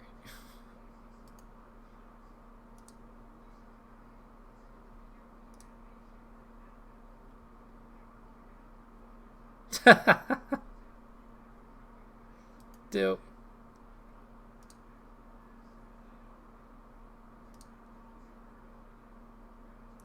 Oh, you're good. I actually one of the things I do if I'm playing people and streaming and I know that they're watching the stream is I actually have a little hand blocker that I put up so that you can't see what's in my hand. So I didn't in this case. I noticed you dropped out of the stream, so I left it up. And since we were just playing a friendly, I didn't mind if you kind of saw what my hand was and stuff. So, but during tournaments and that kind of stuff, I definitely like to put that up just so that people don't know what I'm holding on to. But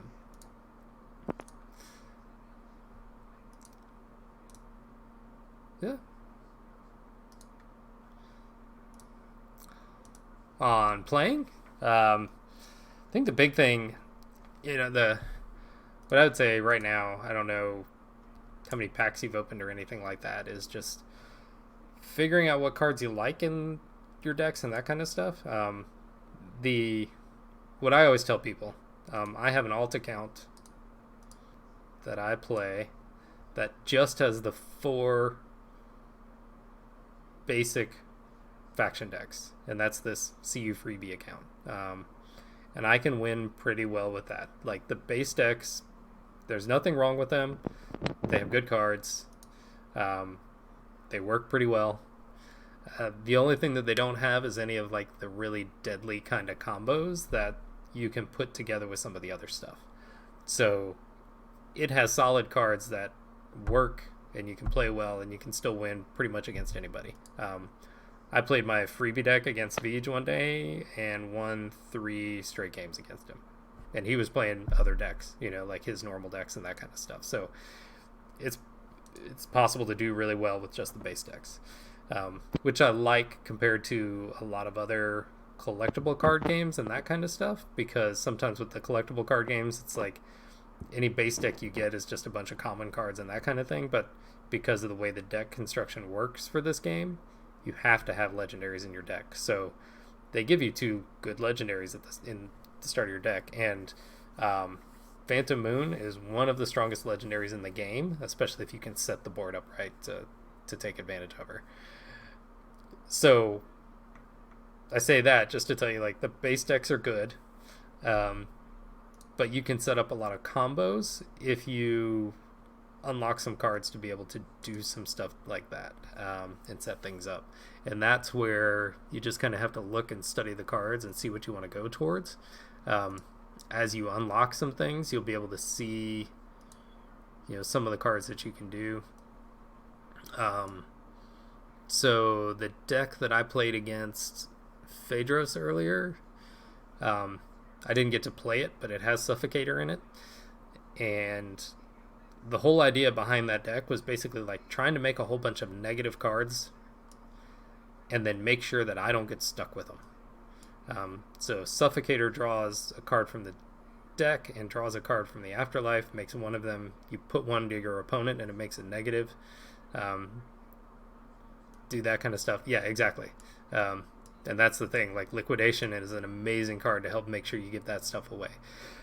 What I realized too is Infiltration is really good so that if they send negative cards to you, if they're in your recruits row, you can take them and give them to them and put them straight in their allies. I've actually only pulled it off a couple of times, but the idea behind the deck is a crazy combo with, if you can get Suffocator and Absorption and MoW and either Liquidation and Infiltration, you can make a really big negative card on your side that hopefully they can't move into your allies, so you have to be careful about what you do. But you get a big negative on their side with Suffocator. MoW you can use to make a decent negative, and typically 7, 8, or 9. Then you use Absorption to take those values, add them to a card on your side to make a really big negative on your side, and then you give it to them.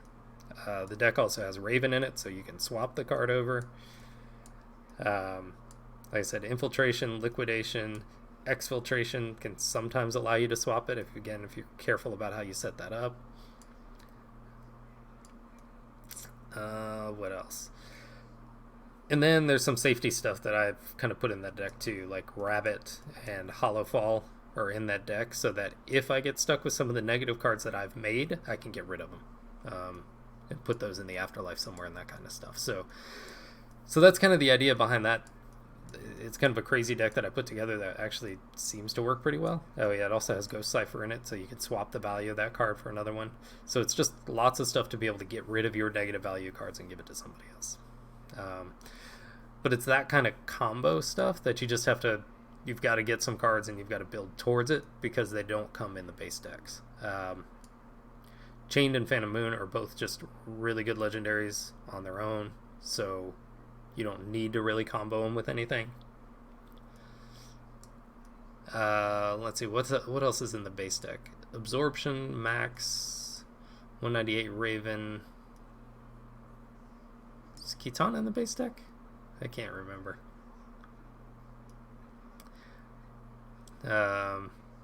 Again, those are all just kind of strong on their own. Absorption's a card that I find really hard to play, just because it doesn't protect. If you're going to make a big card on your side of the board, then it's open to a lot of stuff. So I either try to hold it until late in the game, or take a smaller risk earlier in the game and try to make a bigger card that just helps me close a gap or get a little bit of a lead.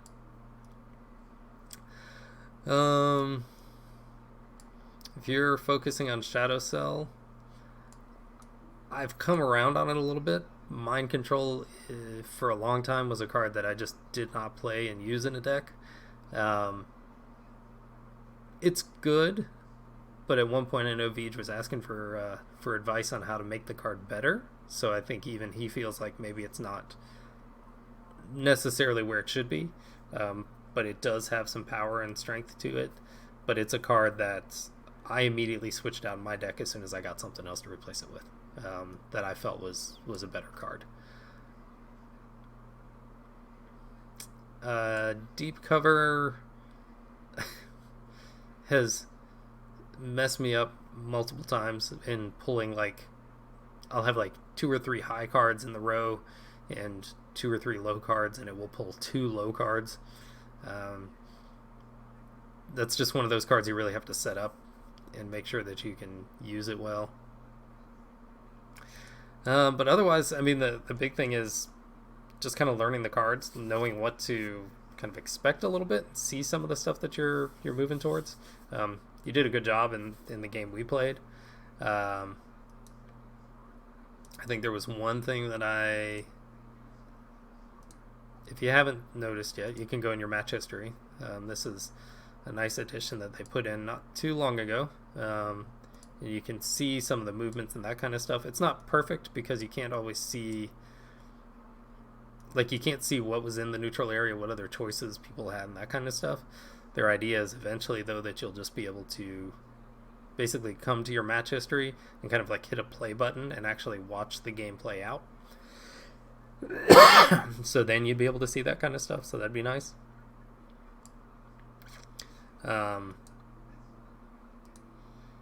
Yeah, I think the big thing is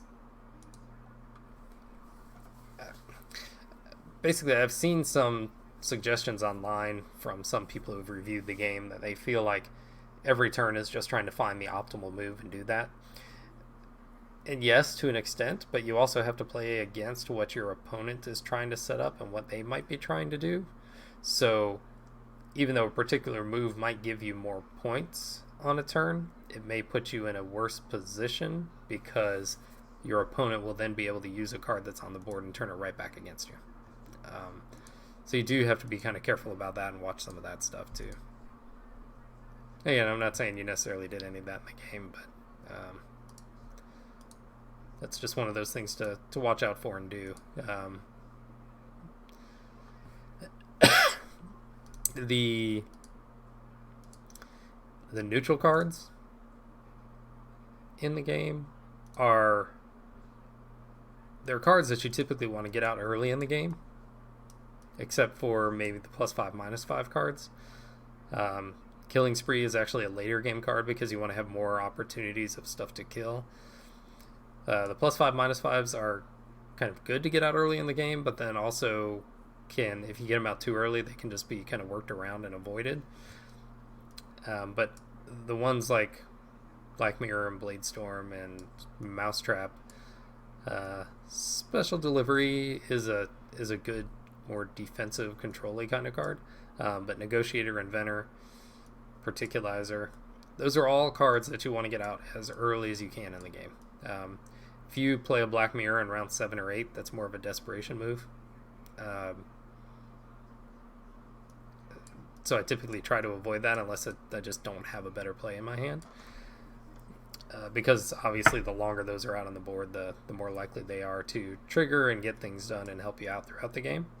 But that also means, like, if you're playing against somebody, yeah, Manipulator is dangerous for that. It's also good to remove them early, is basically what I'm getting at. Kind of a long way of saying that is, a Black Mirror that sits out on the board, and I've made this mistake many times. Oh, they put a Black Mirror out. It's purple. There's not a purple card on the board. I'm not too worried about it. So I have an opportunity to clear it. I don't do anything. Play something else. As the game goes on, you often get into a situation where you don't want to play that just to clear a Black Mirror because you might be behind. So you feel like you've got to play something else to catch up. And then you never get to remove it because you never really get in a position where you can do anything about it. So I would just say, like, if somebody puts a Black Mirror or a Bladestorm or something like that on round 1, 2, or 3, and you can remove it right away, I would. Especially like Negotiator. It's those kind of cards where you go, yeah, it's not going to be a problem. And then it's not a problem for 3 or 4 rounds. And then it'll hit on like round 6, 7, and 8. And all of a sudden you're way behind and you realize that you missed your chance to stop that early on. And yeah, unfortunately, Shadow Cell doesn't have Manipulator. Neither does Dawnlight. It's a really strong card. It actually used to be even stronger because now it can't turn around a +5, -5. It can only remove one of those.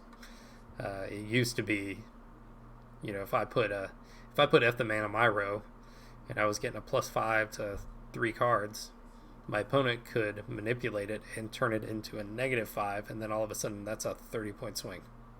And that was a little too strong for what it was and for what Manipulator was. Because Manipulator is only an action card, so. And then the big thing is just it's more about learning the cards and learning what's available to folks. Especially I think anybody who's been playing for a while, or anybody who playing against somebody new, who I often know what's in their deck, especially the legendaries. Like, if I'm playing against somebody who's new, who's playing Shadow Cell, I'm worried about Phantom Moon the whole time, and so I try to avoid having big cards in my recruits row.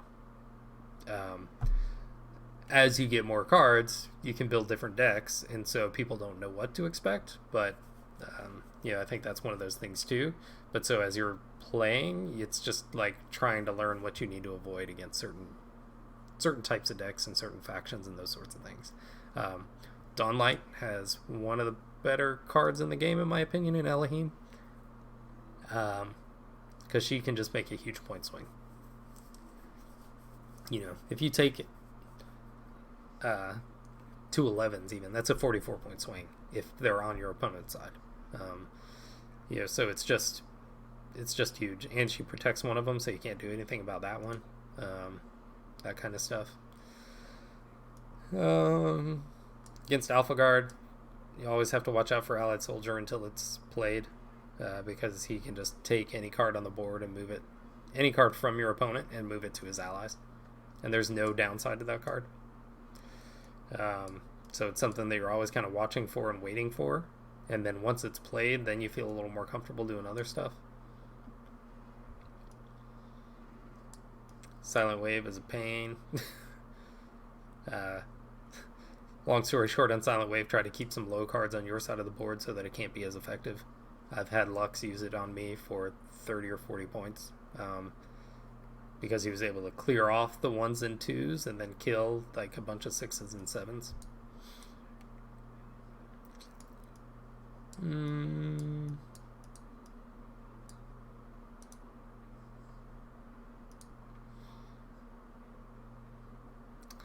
Trying to think what else. Hey, what's up, Dustman? How you doing tonight, buddy?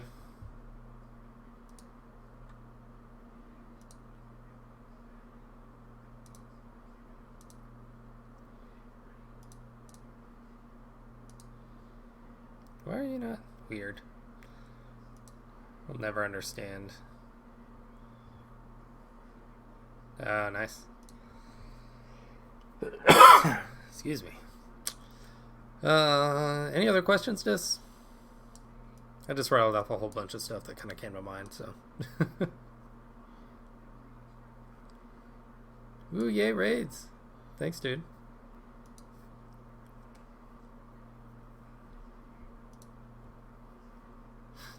My first Twitch raid. I'm so honored.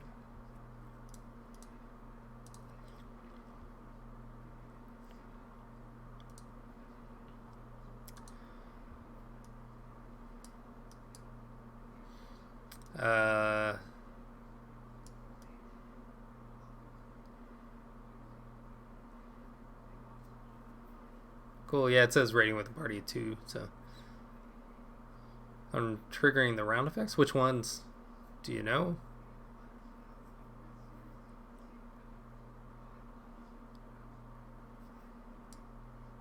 I mean, the big thing with the so there's with the lasting effects. Oh, honeypot. Did you try it against AI? Because some AI is weird.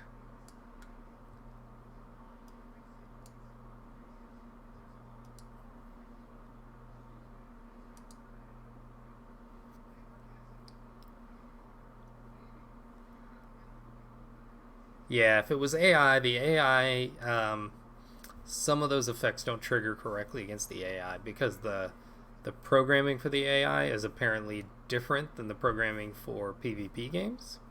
So it doesn't work quite right. I lost a game to the AI earlier tonight, for the same... Well, maybe not for the same sort of thing, but it was similar in that I played... Yeah. So I played this on round 3... Nope. 4. I played Metabolin, which is similar to what Honeypot does. And on his turn, he moved 4 cards. Or no, I think I went first. So on his turn, he moved 3 cards. So I should have drawn 3 cards from the top of the deck directly to my allies. And she just poofed, and I didn't get any points for it. So it was a completely wasted faction play. So yeah, that's not your fault. That's just when you do it against the AI, it doesn't work.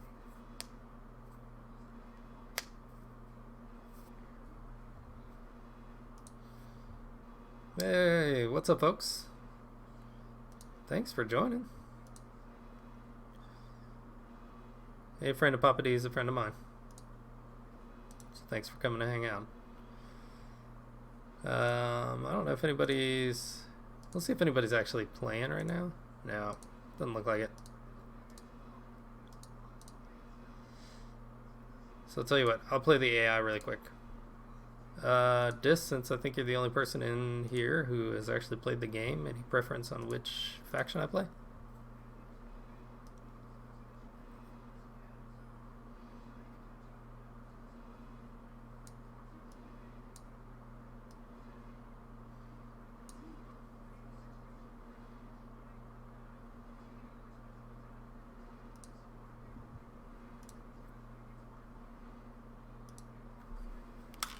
I can take my headset off because nobody else is in chat right now. Yay! Alright, I will play my... I went through a couple weeks ago and named all of my decks after Harry Potter spells. So this deck is the kind of the gimme gimme sort of deck. It moves a lot of stuff with cards like this towards my side of the board. So Missionary is really strong. Pretty much always keep that, and Black Mirror is a good one to keep, so I'm just going to keep my hand.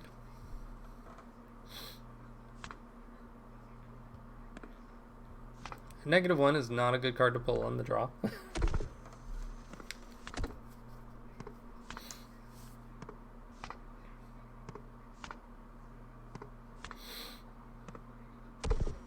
Oh, he decided to go first. Oh, because he could take 10 points with no problem. And deuces? Yeah. I swear the AI cheats. It actually legitimately used to cheat. They fixed a lot of that. But now I swear he pretty much always has a legendary in his opening hand.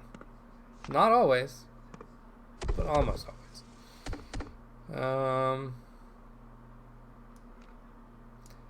I mean... Oh. This is brown and purple, so I could do 12, 17 points. So Missionary allows you to move 1 brown card 3 spaces and 1 purple card 2. So this would be a 12-point swing, and this would be another 5, so that's 17. Which would put me in 20... Comparative scores 27 to 39, so I'd still be down by 12. Utopias, I can steal 22, which is pretty good. But let's go ahead and do Black Mirror. Yeah, hoping I might hit something, but he doesn't get a faction play, so he can't clear it.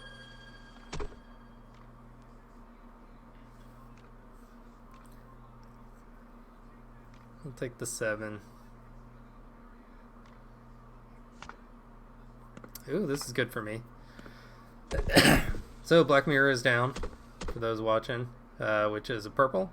And Black Mirror does basically, if anything of that color lands in that row, then it's actually going to get moved over to my side of the board. This fun girl moves a negative purple, so I can actually basically take this 5 and steal it.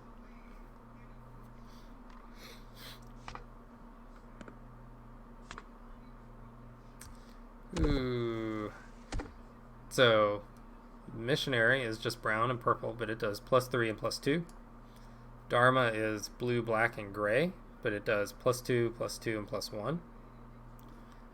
So I can take the 7. I could take the 7 out. I can steal the 6. And I can just move the gray out, I guess. Actually, I might move the 5 back. But Utopias is still really good right now.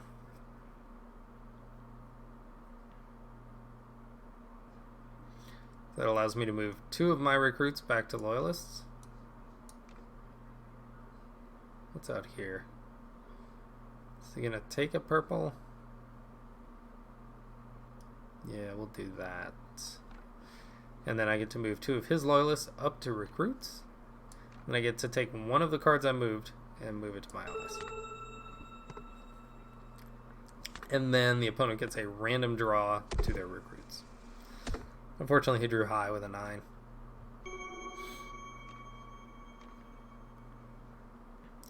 The AI, besides basically cheating and pretty much always playing both legendaries in a game, is really bad at avoiding round effects or lasting effects.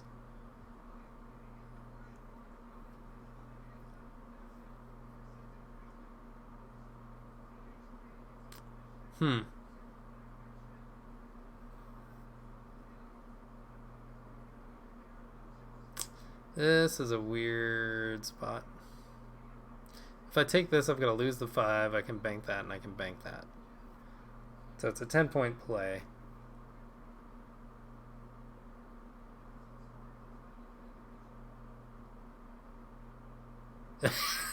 You might be right, Dis. I knew it kind of reminded me of something, but I could never place it. But that could be it.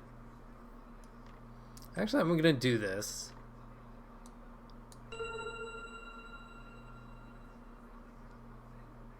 Well, I could move the 4. And then I could Dharma. Yeah, why don't we do that? It's a good time to Dharma.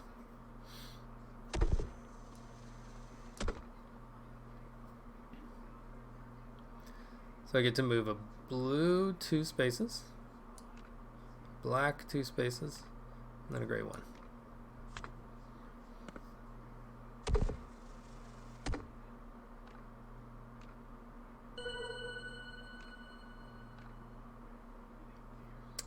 Of course he did.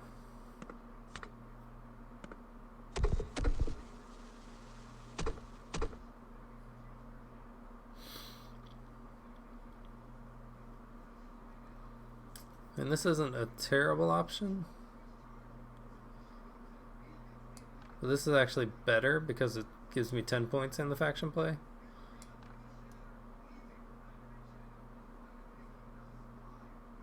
I'm going to bank the 15 just to be safe.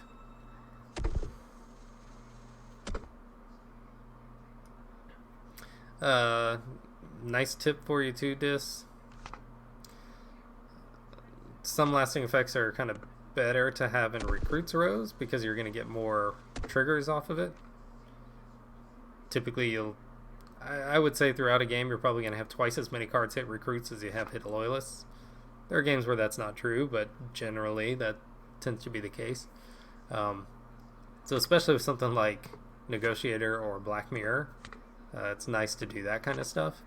I would also always put special delivery on your own recruits because you hit a bunch there and then you skip loyalists and go straight to allies. Blade Storm, that depends on what you want to go for. People are often going to try to protect their higher cards and loyalists, so it's not bad to have a loyalist because then you can often kill those higher cards. There's no faction play out. I can't move the red to my recruits. So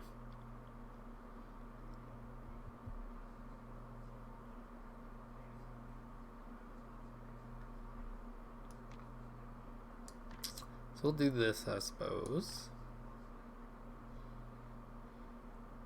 I don't necessarily want to put a faction play out there for him, so...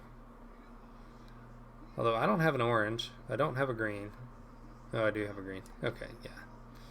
And then we'll take the 6. Oh, where were you a second ago?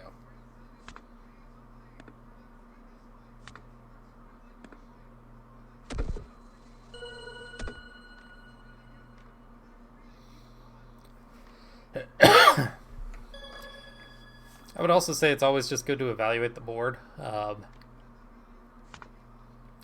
faction plays are flashy and are good and can be really, really strong. But sometimes just taking one of the lower value, high movement cards is better. Oh my goodness. Stealing all my reds.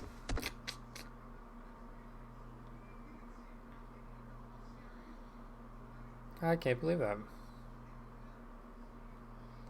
Ooh, jerk. What's in here? -1 and a 2. I mean,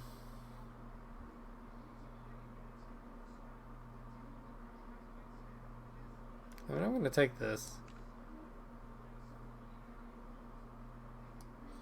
If I get live stream, that would be good. I'm going to take this one and flood the board because I want more red to come out.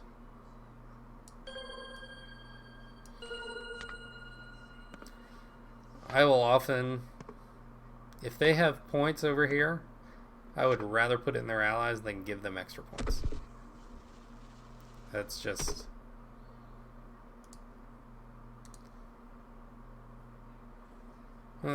Sacrificial Lamb is pretty good here because I can thin out the afterlife. He's got a 7.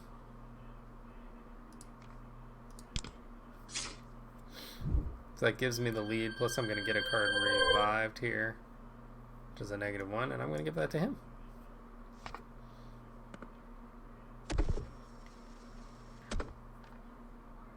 Oh, he's going to take my 8. That 2.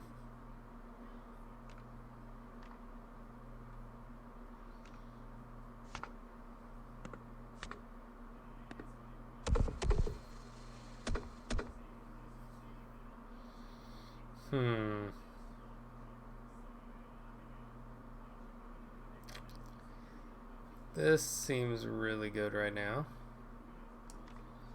So, I'll take the gray, take the red, which is also going to proc my negotiator.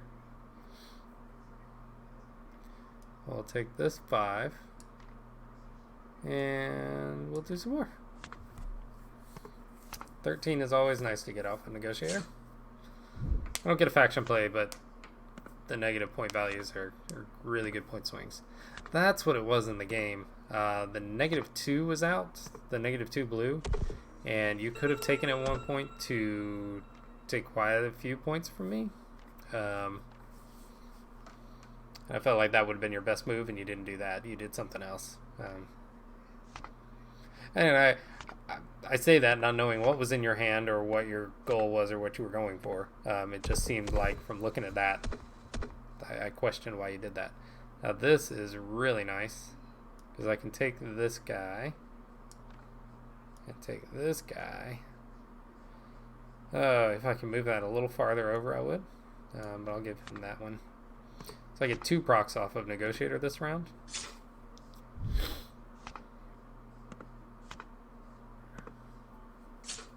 A whole bunch of points.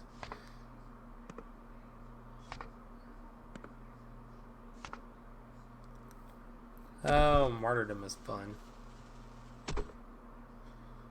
4, 4, 6, 6. Yeah.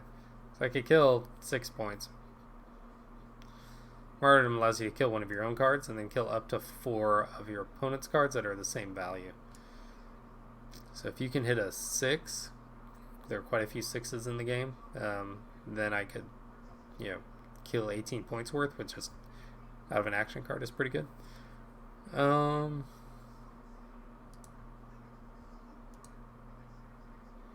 He doesn't have a lot of high cards out here, so this would be 12. The best I could get would be a 19-point swing, where Missionary is a lot more.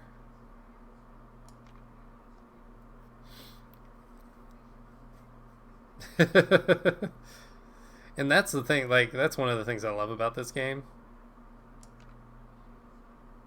is you will play, every game is different. I don't think I've ever seen the same setup of cards, and I've played almost 700 games online. some games you will be playing and the neutral area will never have like more than 5 cards in it. Other games you'll play like I just did, where I intentionally flooded the board with stuff so that there were more options for things.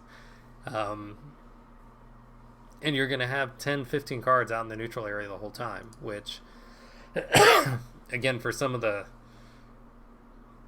faction cards that are available in the game, like one of my favorite combos is Black Mirror on my opponent's recruits, and then do lots of stuff to get lots of cards out into the neutral area, and then use flicks, which allows you to take everything in the neutral area and split it up between your recruits and your opponent's recruits, and you get to choose where they all go.